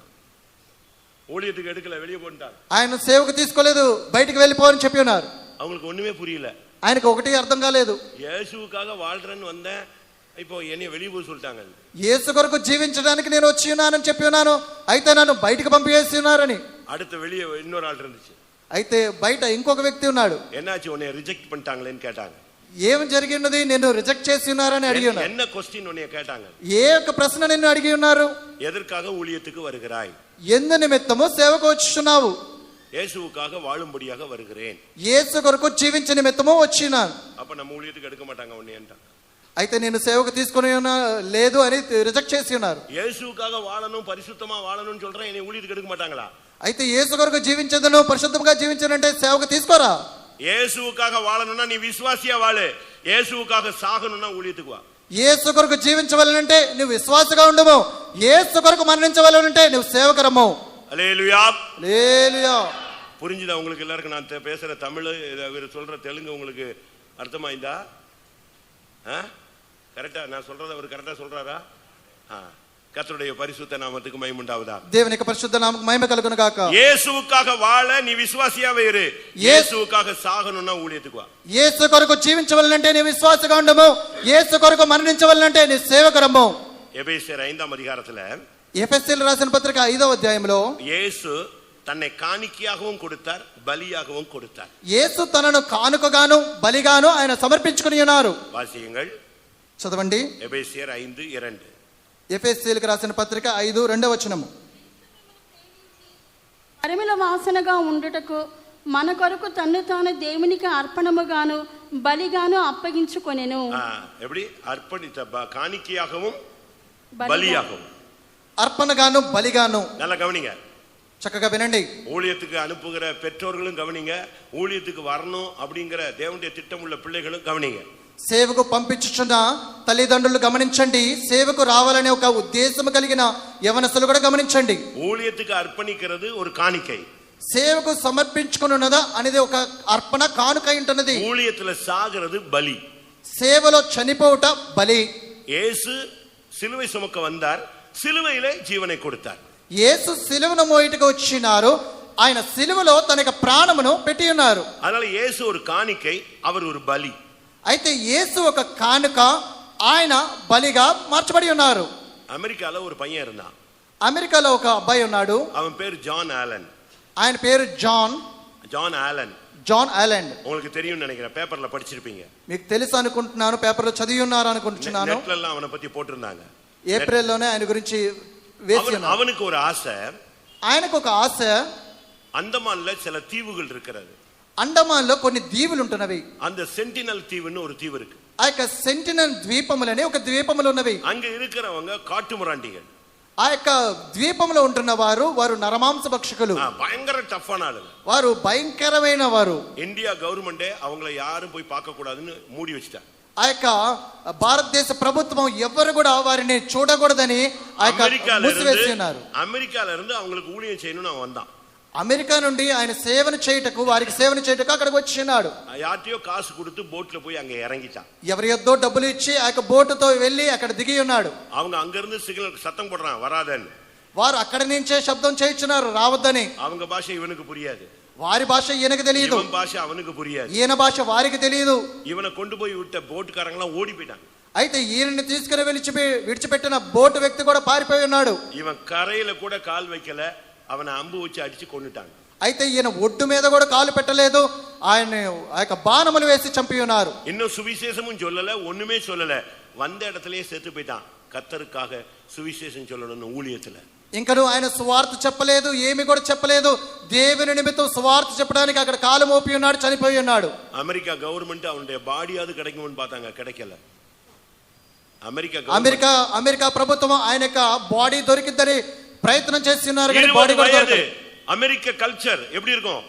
அந்த கல்ச்சர்ல விட்டு உலகத்தை வெறுத்து இந்த ஜனத்துக்கு சுவிசேஷம் சொல்லணும்னு வந்து சுவிசேஷம் சொல்றதுக்கு முன்னாலேயே அடிபட்டு செத்தான். இதுதான் ஊழியம். చూడండి, అమెరికా కల్చర్ ఏ రీతిగా ఉంటుందో అటువంటి అమెరికా యొక్క కల్చర్ ని విడిచిపెట్టి సువార్త చెప్పవలనని ఆయన వచ్చి ఉన్నాడు. ఆయన సువార్త కూడా చెప్పలేదు, కానీ ఆయన ప్రాణం పోగొట్టుకుని ఉన్నాడు. உங்க பிள்ளைய நீங்க காணிக்கையா போடக்கூடாது, பலியா கொடுக்கணும். మీ యొక్క పిల్లలను మీరు కానుకగా వేయవద్దు, బలిగా ఇవ్వవలెను. ஊழியத்துக்கு வர்றவங்க காணிக்கையா வர மாட்டாங்க, ஊழியம் செய்ய வரன்னு இல்ல, சாகிறதுக்கு வரன்னு வரணும். ఆ యొక్క సేవకు వచ్చుచున్నారు, ఏదో మీరు కానుకగా రాకూడదని, మీరు చావు నిమిత్తం బలిగా ఉండే నిమిత్తం రావాలని. జెబూలూను నఫ్తాలిயும் పోర్కళத்து మునైలే మరణத்துக்கு துணிந்து నిன்றவர்கள். జెబూలూను నఫ్తాలి అనే వారు ఆ యొక్క యుద్ధ రంగంలో వారు మరణ భీతి లేకుండా వారు మరణమును తృణీకరించి నిలబడి ఉన్నారు. దేవుని జనమే, ప్రియమైన దేవుని యొక్క జనమా, உங்களில் எத்தனை பேர் முன்னுக்கு வர போகிறீர்கள்? మీలో ఎంతమంది ముందుకు రావాలని కోరుచున్నారు? எத்தனை பேர் காத்தை போல முன்னுக்கு வர விரும்புகிறீர்கள்? ఎంతమంది గాతు వలె ముందుకు రావాలని కోరుచున్నారు? எத்தனை பேர் முதலிடத்தை பார்க்க போகிறீர்கள்? ఎంతమంది మొదటి స్థానంలో కోరుచున్నారు? எத்தனை பேருடைய பங்கு பத்திரமாய் இருக்கிறது? ఎంతమంది మీ యొక్క భాగమును భద్రము చేసుకొనుచున్నారు? யாரையும் பார்க்காத, நீ கர்த்தருக்காக முன்னுக்கு வா. ఎవరిని చూడవద్దు, నీవు దేవుని నిమిత్తం ముందుకు రమ్ము. ஒருவேளை உன்னுடைய జీవితంలో பல தோல்விகள், குஷ்டரோகம் போல சில போராட்டங்கள் இருக்கலாம். ఒకవేళ మీ యొక్క జీవితంలో కుష్ఠరోగముల వలె పలు విధమైన పోరాటములు, సమస్యలు ఉండి ఉండవచ్చును. అవిశ్వాసத்துல విலகி పోயிருக்கலாம். అవిశ్వాసములో మీరు తొలగిపోయి ఉండవచ్చును. பல சந்தர்ப்பங்கள் உன்னை வெளியே கொண்டு போயிருக்கும். పలు సందర్భములు మిమ్మల్ని బయటకు తీసుకొని వెళ్ళిపోయి ఉండవచ్చును. మనుషుల మూలముగా மறுபடியும் நீ முன்னுக்கு வா. మరలా నీవు ముందుకు రావాలను. ஒருவேளை கிதியோனை போல நீ பயந்து கொண்டிருக்கலாம். ఒకవేళ గిద్యోను వలె నీవు భయపడి దాగి ఉండవచ్చును. முன்னுக்கு வா, ముందుకు రమ్ము. உன் சரீரத்தை உடைக்க ஒப்புக்கொடு. మీ యొక్క శరీరంలో శ్రమ పెట్టుటకు సమర్పించుకొనము. மறுபடியும் வசனத்தை தூக்கி பிடியுங்கள். మరలా ఈ యొక్క వాక్యమును పట్టుకొనము. மறுபடியும் விஜயவாடால எக்காலத்தை ஊதுங்கள். మరలా ఈ యొక్క విజయవాడలో బూరను ఊదుము. கர்த்தருடைய பட்டயத்தை உங்களுடைய பட்டயமாய் மாற்றுங்கள். దేవుని యొక్క ఖడ్గమును మీ యొక్క ఖడ్గముగా మార్చుకొనము. அந்நியரை போல இருக்க வேண்டாம். అన్యుల వలెనే ఉండవద్దు. தகப்பன் வீட்டுக்கு போக வேண்டுமானால் ஒப்புரவாகுங்கள். ఆ యొక్క తండ్రి ఇంటికి వెళ్ళవాలంటే నువ్వు సమాధాన పడవలేను. அவங்க வந்து மன்னிப்பு கேட்காங்கன்னு நீ வெயிட் பண்ணாத. వారు వచ్చి క్షమాపణ అడుగుతారని నువ్వు వేచి ఉండవద్దు. நீ பரலோகம் போணும், நீ போய் ஒப்புரவாகு. నీవు పరలోకం వెళ్ళవలేను, మొట్టమొదటిగా నీవు వెళ్ళి సమాధాన పడవలేను. பாடுகளை கண்டு ஓடி போகாத, பாடுகளை கண்டு ஓடி போகாத, பாடுகளை கண்டு ஓடி போக வேண்டாம். బాధలను చూచి నువ్వు పారిపోకూడదు. போராட்டங்களை கண்டு ஓடி போக வேண்டாம். పోరాటములను చూచి నువ్వు పారిపోకూడదు. இயேசுவுக்காக நீ இறங்கி வா. యేసు కొరకు నువ్వు దిగిరమ్ము. ஓடி போக கூடாது. இந்த மார்க்கத்துல வந்த பின்பு ఈ యొక్క మార్గములను చూచి నువ్వు ఇంత మాత్రం పారిపోకూడదు. யோவான் 18ஆம் அதிகாரத்துல பார்க்கும் பொழுது యోహాను సువార్త 18వ వచనంలో చదువుచున్నాము. இயேசுவை பிடிக்க கெத்செமனே தோட்டத்துக்கு வர்றாங்க.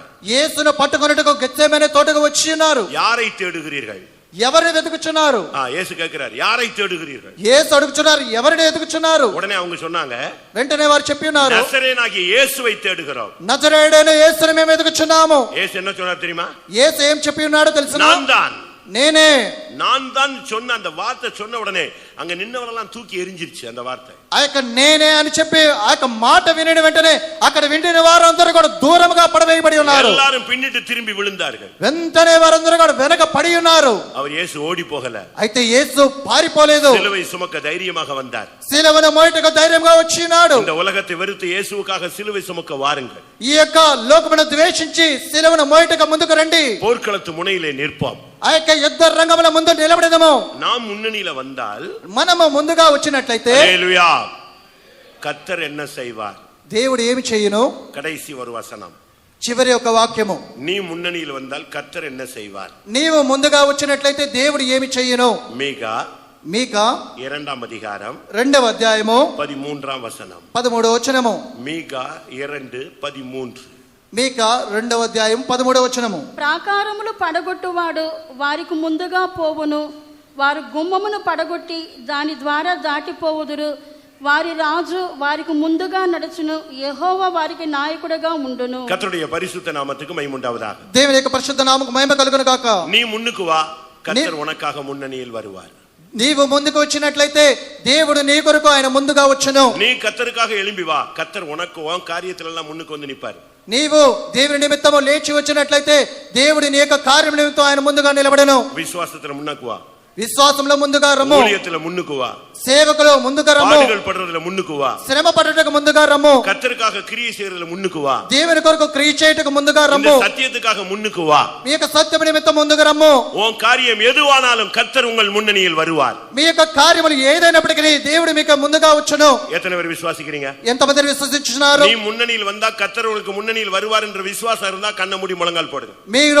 మీరు ముందుకు వచ్చారని వాంఛించినట్లయితే దేవుడు మీకు ముందుగా వచ్చునని తలుచుచున్నారు. మొట్టమొదటిగా మీకు కళ్ళను మూసుకొనుడి. நமக்கு எல்லாருக்கும் ஒரு ஆசை, మనకందరికీ ఒక ఆశ, அவர் நமக்கு முன்னால வரணும்னு. ఆయన మనకు ముందుగా రావాలని. ஆனா ஆண்டவருக்கு ஒரு ஆசை, అయితే దేవునికి ఒక ఆశ, நீங்க எல்லாரும் முன்னணியில வரணும்னு. మీరందరూ కూడా ముందుకు రావాలని. புரிஞ்சுதா உங்களுக்கு? అర్థమైందా మీకు? நமக்கு எல்லாருக்கும் ஆசை என்னது? మనకందరికి ఆశ ఏమిటి? நம்முடைய எல்லா காரியத்திலும் யார் வரணும் முன்னால? ஆண்டவர் வரணும். அவர் சொல்றாரு, நான் முன்னால வரேன், நீங்க எல்லாரும் எனக்காக முன்னால வாங்க. మన యొక్క కార్యములు అన్నిటి నిమిత్తము దేవుడు ముందు రావాలని మనకు వాంఛైనది. కానీ దేవుడు ఏం చెప్తున్నాడు? మొట్టమొదటిగా మీరు ముందుకు రావాలని. கர்த்தர் உனக்கு முன்னாடில வரணும்னா நீ முன்னணியில் வா. దేవుడు మీకు ముందుగా నిలబడాలంటే మొట్టమొదటిగా మీరు ముందుకు రావాలని. முன்னுக்கு வரணும்னு ஏவப்பட்டவங்க கண்களை மூடி முழங்கால் படிடுங்க. ముందుకు రావాలని ఒక వాంఛ కలిగిన వారు, ఒక ఉద్దేశం కలిగిన వారు మొట్టమొదటి మీకు కళ్ళను మూసుకొనుడి. ஒரு 5 నిమిషத்துல ஒரு అభిషేகம் ఇறங்கணும். ఒక 5 నిమిషంలో ఒక అభిషేకం దిగబోచున్నది. ఇది పూర్ణానందపేట ஒரு అభిషేகம் உள்ள ஒரு இடம். ఈ యొక్క పూర్ణానందపేట ఒక అభిషేకం పడిన స్థలమై ఉంటున్నది. இந்த இடத்துல இருந்து தான் இந்த தேசம் முழுவதும் ஊழியங்கள் பெரிந்து போயிருக்கு. ఈ యొక్క స్థలము నుండి దేశమంతా సేవ కొనసాగించినది. இது ஒரு అభిషేகம் பண்ணப்பட்ட இடம். ఇది అభిషేకం పడిన ఒక స్థలము. எல்லாம் கண்ண மூடி முழங்கால் போடுங்கன்னு சொன்னேன். అందరూ నేను ముందుగానే కళ్ళను మూసుకొని మోకాలు వేయడని చెప్పి ఉన్నాను. பெத்த மோக்கால், పెద్ద మోకాలు వేయండి. எல்லாம் முழங்கால் போடுங்க. అందరూ పెద్ద మోకాలు వేయండి. கர்த்தர் உங்களுக்கு முன்னணியில் வரணுமா? దేవుడు మీకు ముందుగా రావాలనా? நீ கர்த்தருக்காக முன்னணியில் வா. నీవు దేవుని నిమిత్తం ముందుగా రమ్ము. நீ கர்த்தருக்காக முன்னணியில் வா. నీవు దేవుని నిమిత్తం ముందుగా రమ్ము. கர்த்தர் உனக்காக முன்னணியில் வருவார். దేవుడు మీ కొరకు ముందుగా వచ్చును. கர்த்தர் எனக்கு முன்னணியில வரணும்னு சொல்றவங்க கைகளை உயர்த்துங்கள். దేవుడు నా కొరకు ముందుగా రావాలని చెప్తున్న వాళ్ళు చేతులు ఎత్తండి. கர்த்தர் நிச்சயமாக உனக்கு முன்னாக வருவார். దేవుడు నిశ్చయముగా నీకు ముందుగా రాబోచున్నాడు. உன் காரியத்துல, మీ యొక్క కార్యముల నిమిత్తం, ஊழியத்துல, మీ యొక్క సేవలో, కుటుంబத்துல, మీ యొక్క కుటుంబంలో, தொழில்ல, మీ యొక్క ఉద్యోగములో, கிராமத்துல, మీ యొక్క వ్యాపారములో, உன்னுடைய வேலை ஸ்தலங்களில, మీ యొక్క పని స్థలములో, உன்னுடைய பிசினஸ்ல, మీ యొక్క వ్యాపారములలో இன்றையிலிருந்து கர்த்தர் உனக்கு முன்னாக வர போகிறார். ఇదిగో ఈ యొక్క దినము నుండి దేవుడు నీకు ముందుగా వచ్చుచున్నాడు. எத்தனை பேர் விசுவாசிக்கிறீங்க? ఎంతమంది విశ్వసించుచున్నారు? தடைகளை நீக்குகிறவர், ఆయన ఆటంకములు తొలగించువాడు, உங்களுக்கு முன்னாக வருவார். నీకు ముందుగా వచ్చుచున్నాడు. ஆமென். கர்த்தர் உங்கள் முன்னணியில் நடந்து போவார். దేవుడు నీకు ముందుగా నడిచి వెళ్ళును. உங்கள் ராஜா உங்களுக்கு முன்னே வருவார். మీ యొక్క రాజు మీకు ముందుగా వెళ్ళును. இன்னைக்கு எத்தனை பேர் முன்னுக்கு வர போகிறீர்கள்? ఈ యొక్క దినమందు ఎంతమంది ముందుకు రావాలని కోరుచున్నారు? ஒதுங்கி போனது போதும், விலகி போனது போதும். మీరు దాగుకొనినది చాలును. வாங்க எல்லாரும் முன்னுக்கு வாருங்க. అందరూ ముందుకు రండి. ஒவ்வொரு வாலிபனும் முன்னுக்கு வாருங்கள். ప్రతి ఒక్క యవనస్తుడు ముందుకు రండి. ஒவ்வொரு பழைய விசுவாசிகளும் முன்னுக்கு வாருங்கள். ఒక్కొక్క పాత విశ్వాసి మీరు ముందుకు రావాలను. எல்லா சண்டே ஸ்கூல் டீச்சர்ஸ் முன்னுக்கு வாருங்கள். అందరూ సండే స్కూల్ టీచర్లు ముందుకు రావాలను. எழும்பு, లేండి. கர்த்தருடைய புயமே எழும்பு. దేవుని కొరకు లేవండి. பூர்வ நாட்களை போல எழும்பு. పూర్వ దినములలో లేవండి. கர்த்தர் உன்னை கொண்டு பெரிய காரியங்களை செய்ய போகிறார். దేవుడు మిమ్మల్ని బట్టి గొప్ప కార్యములు చేయబోచున్నాడు. இதோ நீ முன்னுக்கு வந்தால் கர்த்தர் உனக்கு முன்னுக்கு வருவார். ఇదిగో నీ ముందుగా వచ్చినట్లయితే దేవుడు నీ కొరకు ముందుగా వచ్చును. இதோ ஒரு అభిషేகத்தை పెట్టుకొள்ளுங்கள். ఇదిగో గొప్ప కార్యములు పొందుకొనుడి. முன்னுக்கு வருகிற అభిషేகத்தை పెట్టుకొள்ளுங்கள். ముందుకు వచ్చే అభిషేకమును పొందుకొనుడి. வாயை திறந்து அபிஷேகத்தை கேட்டு பெற்றுக்கொள்ளுங்கள். నోరు తెరిచి అభిషేకమును అడిగి పొందుకొనుడి. ஆமென். எத்தனை பேருக்கு முன்னுக்கு போகிற அபிஷேகம் தேவை? ఎంతమందికి ముందుకు వచ్చే అభిషేకం అవసరమో? நல்லா கவனிங்க. మంచిగా గమనించండి. நீங்க எல்லாரும் நல்லா கவனிக்கிறீங்க, ஆனா வாயவே திறக்க மாட்டேங்கிறீங்க. அதான் பெரிய டிராபேக். మీరు మంచిగా గమనించినట్లయితే ఎవ్వరు కూడా నోరు తెరవట్లేదు. అదే ఒక సమస్య ఉంటున్నది. ஆண்டவர் பார்த்து வாயை திறந்து சொல்லுங்க. దేవుని కొరకు నోరు తెరిచి చెప్పండి. இன்றையிலிருந்து நான் முன்னுக்கு வந்து நிற்கிறேன். ఈ యొక్క దినము నుండి నేను నీ కొరకు ముందు వచ్చి నిలబడేదను. அவங்க மட்டும் கைகளை உயர்த்துங்க. వారు చెప్తున్న వారు మాత్రం చేతులెత్తండి. கர்த்தருடைய காரியத்தில் நான் முன்னணியில் வந்து நிற்பேன். దేవుని కార్యముల కొరకు నేను ముందుగా వచ్చి నిలబడేదను. யார் ஓடினாலும், யார் நின்னாலும், யார் இருந்தாலும், செத்தாலும் நான் இயேசுவுக்காக முன்னுக்கு வந்து நிற்பேன். ఎవరు పారిపోయినప్పటికీ, ఎవరు ఉండినప్పటికీ, ఎవరు చనిపోయినప్పటికీ నేను దేవుని నిమిత్తం ముందుకు వచ్చి నిలబడేదను. முழு உலகம் எனக்கு எதிராக வந்தாலும் நான் இயேசுவுக்காக முன்னுக்கு நிற்பேன். సర్వ లోకము నాకు ఎదురుగా వచ్చి నిలబడినప్పటికీ నేను యేసు నిమిత్తం ముందుగా వచ్చి నిలబడేదను. கர்த்தர் உனக்கு ஒரு அபிஷேகம் தருவார். దేవుడు మీకు ఒక అభిషేకం ఇచ్చును. நீ கர்த்தருக்காக முன்னுக்கு நிற்பாய். దేవుడు నీవు దేవుని నిమిత్తం ముందుగా నిలబడతావు. இன்னைக்கு பரலோகத்தின் தேவன் உனக்காக முன்னுக்கு வந்திருக்கிறார். దేవుడు యొక్క దినమందు పరలోకం నుండి మీ కొరకు ముందుగా వచ్చుచున్నాడు. எல்லாரும் முன்னுக்கு இருக்கிற அபிஷேகத்தை பெற்றுக்கொள்ளுங்க. అందరూ ముందుకు వచ్చి అభిషేకమును పొందుకొనండి. காத்தின் அபிஷேகத்தை பெற்றுக்கொள்ளுங்க. గాదు యొక్క అభిషేకమును పొందుకొనండి. கிதியோனுடைய அபிஷேகத்தை பெற்றுக்கொள்ளுங்க. గిదియోను యొక్క అభిషేకమును పొందుకొనండి. இயேசுவின் அபிஷேகத்தை பெற்றுக்கொள்ளுங்க. యేసు యొక్క అభిషేకమును పొందుకొనండి. செபுலோனின் நப்தலின் அபிஷேகத்தை பெற்றுக்கொள்ளுங்க. జెబులూను నఫ్తాలి అభిషేకమును పొందుకొనండి. இதோ ஒரு அபிஷேகம் ఇదిగో అభిషేకము உன்னை தூக்கி கொண்டு வந்து முன்பாக நிறுத்தும். నిన్ను లేపి అదే నీ ముందుగా నిలబెట్టుచున్నది.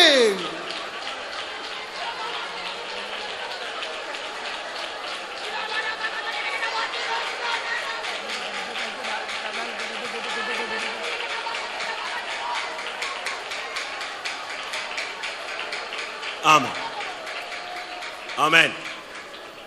கடந்த காலங்களிலே சில சூழ்நிலைகளில் நான் விலகி போனேன். గడిచిన కాలములో కొన్ని సందర్భంలో కొన్ని పరిస్థితుల్లో మనం వెళ్ళి ఉండవచ్చును. அப்படி சொல்றவங்க ஒத்துக்கொள்றவங்க கைகளை வைத்துங்க. అటువంటిగా చెప్పుచున్నవారు మీ యొక్క చేతులు ఎత్తండి. சில பிரச்சனைகள், சில போராட்டங்கள், சில பலவீனங்கள், சில வியாதிகள், சில சம்பவங்கள் நிமித்தம் நான் ஒதுங்கி போயிட்டேன், விலகி போயிட்டேன். కొన్ని సమస్యల నిమిత్తం, కొన్ని బాధల నిమిత్తం, కష్టముల నిమిత్తం, వ్యాధుల నిమిత్తం నేను తొలగిపోయి ఉన్నాను. கர்த்தர் என்னை மன்னிக்க வேண்டும். దేవుడు నన్ను క్షమించవలెను. இன்னைக்கு நான் ஒப்பு கொடுக்கிறேன். ఈ యొక్క దినమందున నేను ఒప్పుకొనుచున్నాను. இனி என்ன வந்தாலும் நான் கர்த்தருக்காக முன்னால நிற்பேன். ఇక ఏవి వచ్చినప్పటికీ దేవుని నిమిత్తం నేను ముందుగా నిలబడేదను. நான் மட்டுமல்ல, నేను మాత్రమే కాదు, நானும் என் பிள்ளைகளும் கர்த்தருக்காக முன்பாக வந்து நிற்போம். నేనును నా యొక్క పిల్లలను దేవుని నిమిత్తం ముందుగా వచ్చి నిలబడదాము. இப்படி நீ சொல்லும் பொழுதே ஒரு அபிஷேகம் உன்னையும் உன் சந்ததியும் நிரப்பட்டும். ఇటువంటిగా చెప్పుచున్నప్పుడు నీకును నీకు సంతతికి అభిషేకం దిగబోచున్నది. తిడబక తిడబలక తిడబక తిడానివా రాబానా ఐనా మానా సబలక రాబక.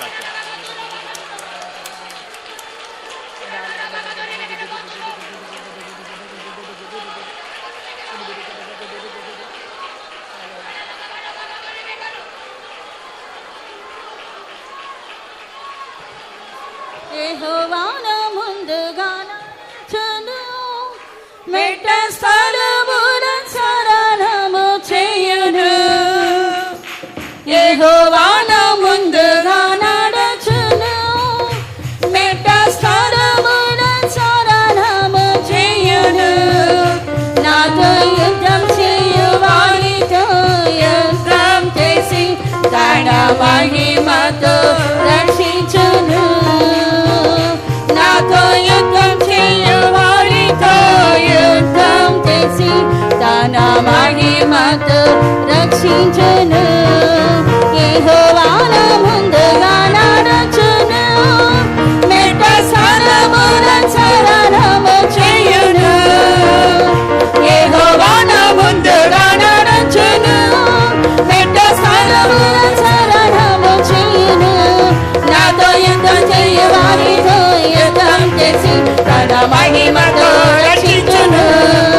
నాతో యుద్ధం చేయువానితో తన మహిమతో రక్షించును. నాతో యుద్ధం చేయువానితో యుద్ధం చేసి తన మహిమతో రక్షించును. నాతో యుద్ధం చేయువానితో యుద్ధం చేసి తన మహిమతో చేయువానితో యుద్ధం చేసి తన మహిమతో రక్షించును. ఐకమానా సబానా రాబక తిడబాలియా తిడబలక తిడబలక తిడబానియా. ஹல்லேலூயா, ஹல்லேலூயா, ஆமென், ஆமென். இந்த வார்த்தை கர்த்தர் என்னோடு பேசினார்னு சொல்றவங்க கை வைத்துங்க. ఈ యొక్క మాట దేవుడు నాతో మాట్లాడి ఉన్నారు అని చెప్పుచున్నవారు చేతులెత్తండి. இந்த சபையில இந்த வார்த்தை வேற யாருக்கும் கிடையாது. அது எனக்கு, என்னையத்தான் கர்த்தர் பேசினார், என்னையத்தான் கர்த்தர் முன்னுக்கு வர வைத்தார், எனக்காகத்தான் அவர் முன்னணியில வருகிறார்னு சொல்லி அதை உரிமை பாராட்டுகிறவர்கள் எத்தனை பேர்? ఈ యొక్క సంఘములో ఈ యొక్క దినము చెప్పిన ఈ యొక్క వాక్కు నా నిమిత్తమే, నా యొక్క జీవితం నిమిత్తమే అనే హక్కుతో నేను దానిని పొందుకుని ఉన్నాను అని చెప్పుచున్నవారు మీకు చేతులు ఎత్తండి. అత్తனை பேரையும் கர்த்தர் இப்பொழுது முத்தரிக்க போகிறார். అంతమందిని దేవుడు యొక్క దినమందు ముద్ర వేయబోచున్నాడు. ஒரு அபிஷேகம் உன் நெற்றியிலே வைக்கப்படும். ఒక అభిషేకం మీ యొక్క తల మీద దిగుచున్నది. తిడబలక తిడకరమన హసనా రెమనా. హల్లెలూయా, హల్లెలూయా, హల్లెలూయా, హల్లెలూయా. యెహోవాను ముందుగా నడుచును, பாடுங்க எல்லாரும் మెట్ట స్థానమున అందరూ పాడండి. సరళము எல்லாரும் చేయును எல்லாரும் எல்லாரும் ஒருமித்து యెహోవా నా ముందుగా మెట్ట స్థానమున సరళము చేయును నాతో యుద్ధం చేయు వారితో యుద్ధం చేసి తన మహిమతో రక్షించును నాతో యుద్ధం చేయు వారితో యుద్ధం చేసి తన మహిమతో రక్షించును నాతో యుద్ధం చేయు వారితో యుద్ధం చేసి తన మహిమతో రక్షించును నాతో యుద్ధం చేయు వారితో యుద్ధం చేసి తన మహిమతో రక్షించును నాతో యుద్ధం చేయు వారితో యుద్ధం చేసి తన మహిమతో రక్షించును నాతో యుద్ధం చేయు వారితో యుద్ధం చేసి తన మహిమతో రక్షించును నివాలా వకరా వకతిరా వకతిరా నివకతిరా సిమినా కరా నిమాన సగదరే కతురా మానా హల్లెలూయా హల్లెలూయా హల్లెలూయా నివకరా వకతిరా బలా కతిరా బలా కతిరా బలా నిషమానా తిరా బలా కరా వకతిరా రిదుని మిగరా వకతిరా మానా రీదన మంకషర బలా కతిరా బానియా ஹல்லேலூயா ஆம் கர்த்தர் இந்த சபையில உள்ள காத்துகளோடு பேசிக் கொண்டிருந்தார் ఈ యొక్క దేవుడు ఈ యొక్క సంఘములో గాదు జనులతో దేవుడు మాట్లాడి ఉన్నాడు. கர்த்தர் இந்த சபையில உள்ள கிதியோன்களோடு பேசிக் கொண்டிருந்தார். దేవుడి యొక్క సంఘములో గిదియోనుతో అని జనులతో మాట్లాడి ఉన్నారు. கர்த்தர் இந்த சபையில இருந்து விலகி ஒதுங்கி இருக்கிற ஒரு கூட்டத்தோடு பேசிக் கொண்டிருந்தார். దేవుడి యొక్క సంఘములో ఆ యొక్క దాగుకొని తొలగిన జనులతో దేవుడు మాట్లాడి ఉన్నాడు. கர்த்தர் இந்த சபையில இருந்த யாக்கோபுகளோடு கர்த்தர் பேசிக் கொண்டிருந்தார். దేవుడి యొక్క సంఘములో యాకోబు వరే ఉంటున్న జనులతో దేవుడు మాట్లాడి ఉన్నారు. இந்த சபையில் உள்ள சீடர்களோடு கர்த்தர் பேசிக் கொண்டிருந்தார். ఈ యొక్క సంఘములోని జనులతో దేవుడు మాట్లాడి ఉన్నారు. சீஷர்களோடு கர்த்தர் பேசிக் கொண்டிருந்தார். శిష్యులతో దేవుడు మాట్లాడి ఉన్నారు. இந்த சபையில் உள்ள செபுலோன்களோடும் நப்தலிகளோடும் கர்த்தர் பேசிக் கொண்டிருந்தார். ఈ యొక్క సంఘములో ఉన్న జెబులూను నఫ్తాని అను జనులతో మాట్లాడి ఉన్నారు. அருமையான தேவனுடைய ஜனமே, நீ யார்? ప్రియమైన దేవుని యొక్క జనమా నీవు ఎవరు? கர்த்தர் உன்னை முன்னுக்கு வரும்படி அழைக்கிறார். దేవుడు నిన్ను ముందుకు వచ్చుటకు దేవుడు నేను పిలిచి ఉన్నాడు. ஏனென்றால் அவர் முன்னுக்கு சென்று கொண்டிருக்கிறார்.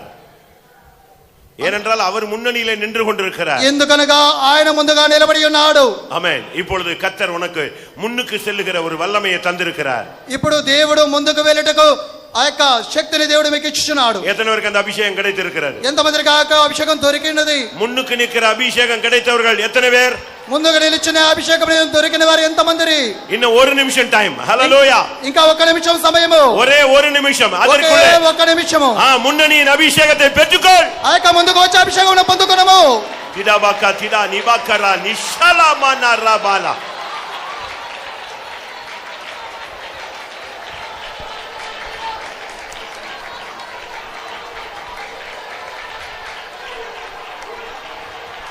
ஹல்லேலூயா ஹல்லேலூயா. திடாபாக்கா திடாபாக்கா திடாபாலாக்கா திடாபா. ஆம்.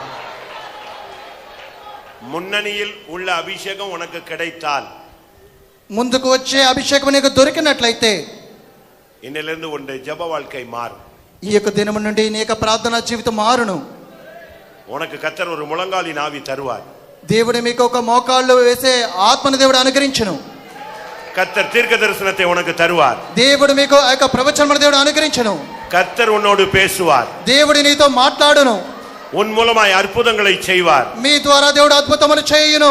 ஆமென். முன்னுக்கு நிற்கிற அபிஷேகம் உன்னை வல்லமை உள்ளவனாய் மாற்றும். ఆ యొక్క ముందుకు వచ్చిన అభిషేకం మిమ్మల్ని శక్తివంతులుగా మార్చును. காலைதோறும் அவர் உன்னை எழுப்புவார். ఆ యొక్క ఉదయకాలమున దేవుడు నిన్ను లేపును. திடாபாக்கா திடாபாலாக்கா திடாபானாக்கா திடா.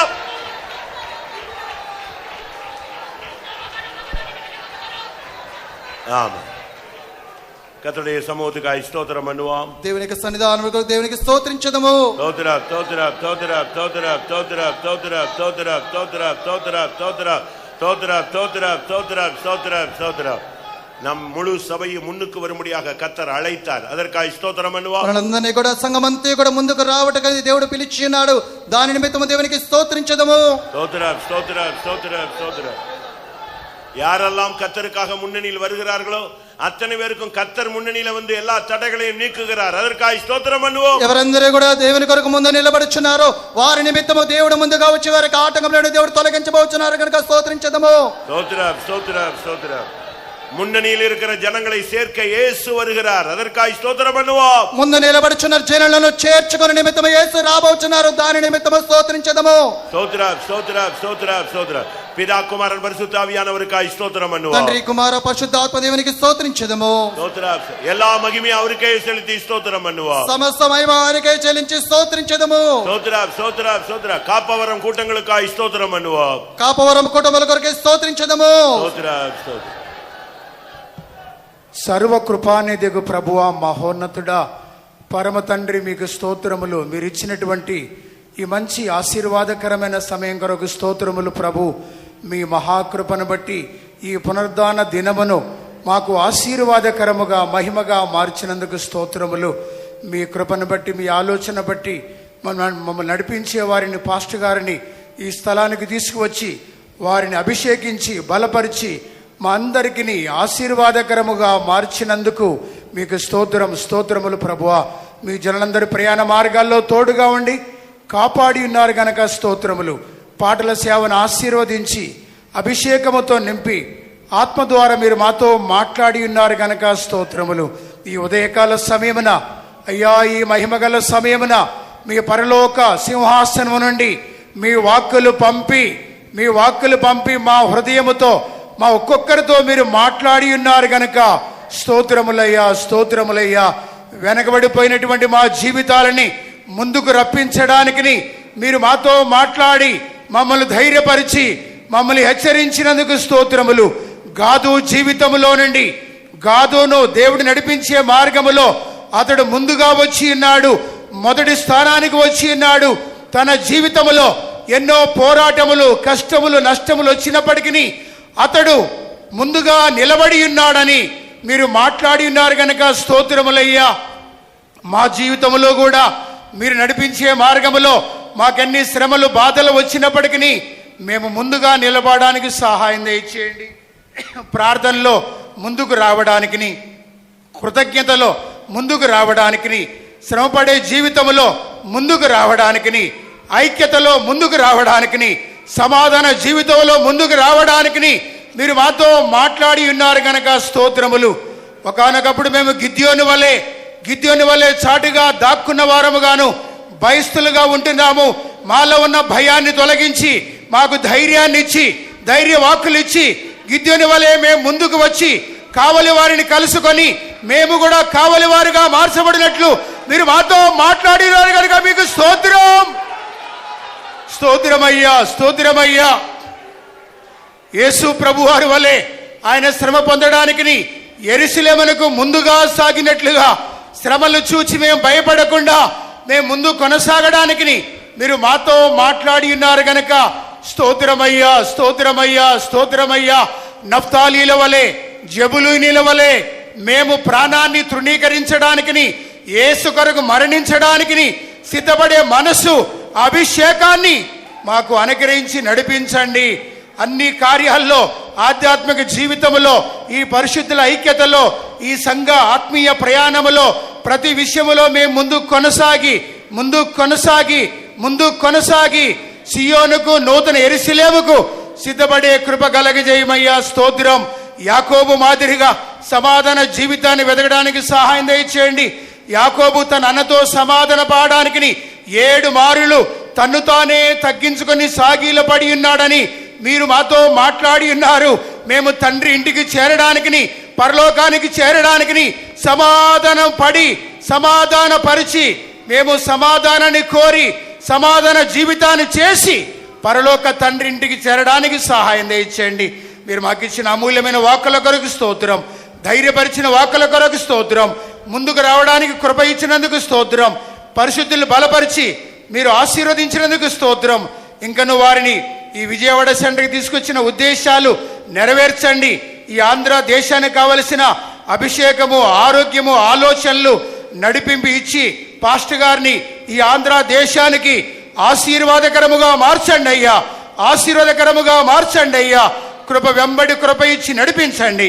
ఈ ఆరాధనకు వచ్చిన వారందరిని దీవించండి. ఈరోజు సాయంకాలం నుంచి కాపురం కూటాలు దీవించండి.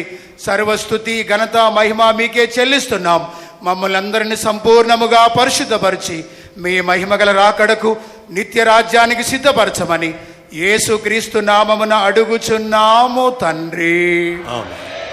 நம்முடைய கர்த்தராகிய இயேசு கிறிஸ்துவின் கிருபையும் பிதாவாகிய தேவனுடைய அன்பும் பரிசுத்த ஆவியின் ஐக்கியமும் நம்முடைய சகல பரிசுத்தவான்களோடு கர்த்தராகிய இயேசு மகிமையிலே வெளிப்படும் மட்டும் கூட இருப்பதாக. ஹல்லேலூயா, ஹல்லேலூயா, ஹல்லேலூயா. ஸ்தோத்திரம்.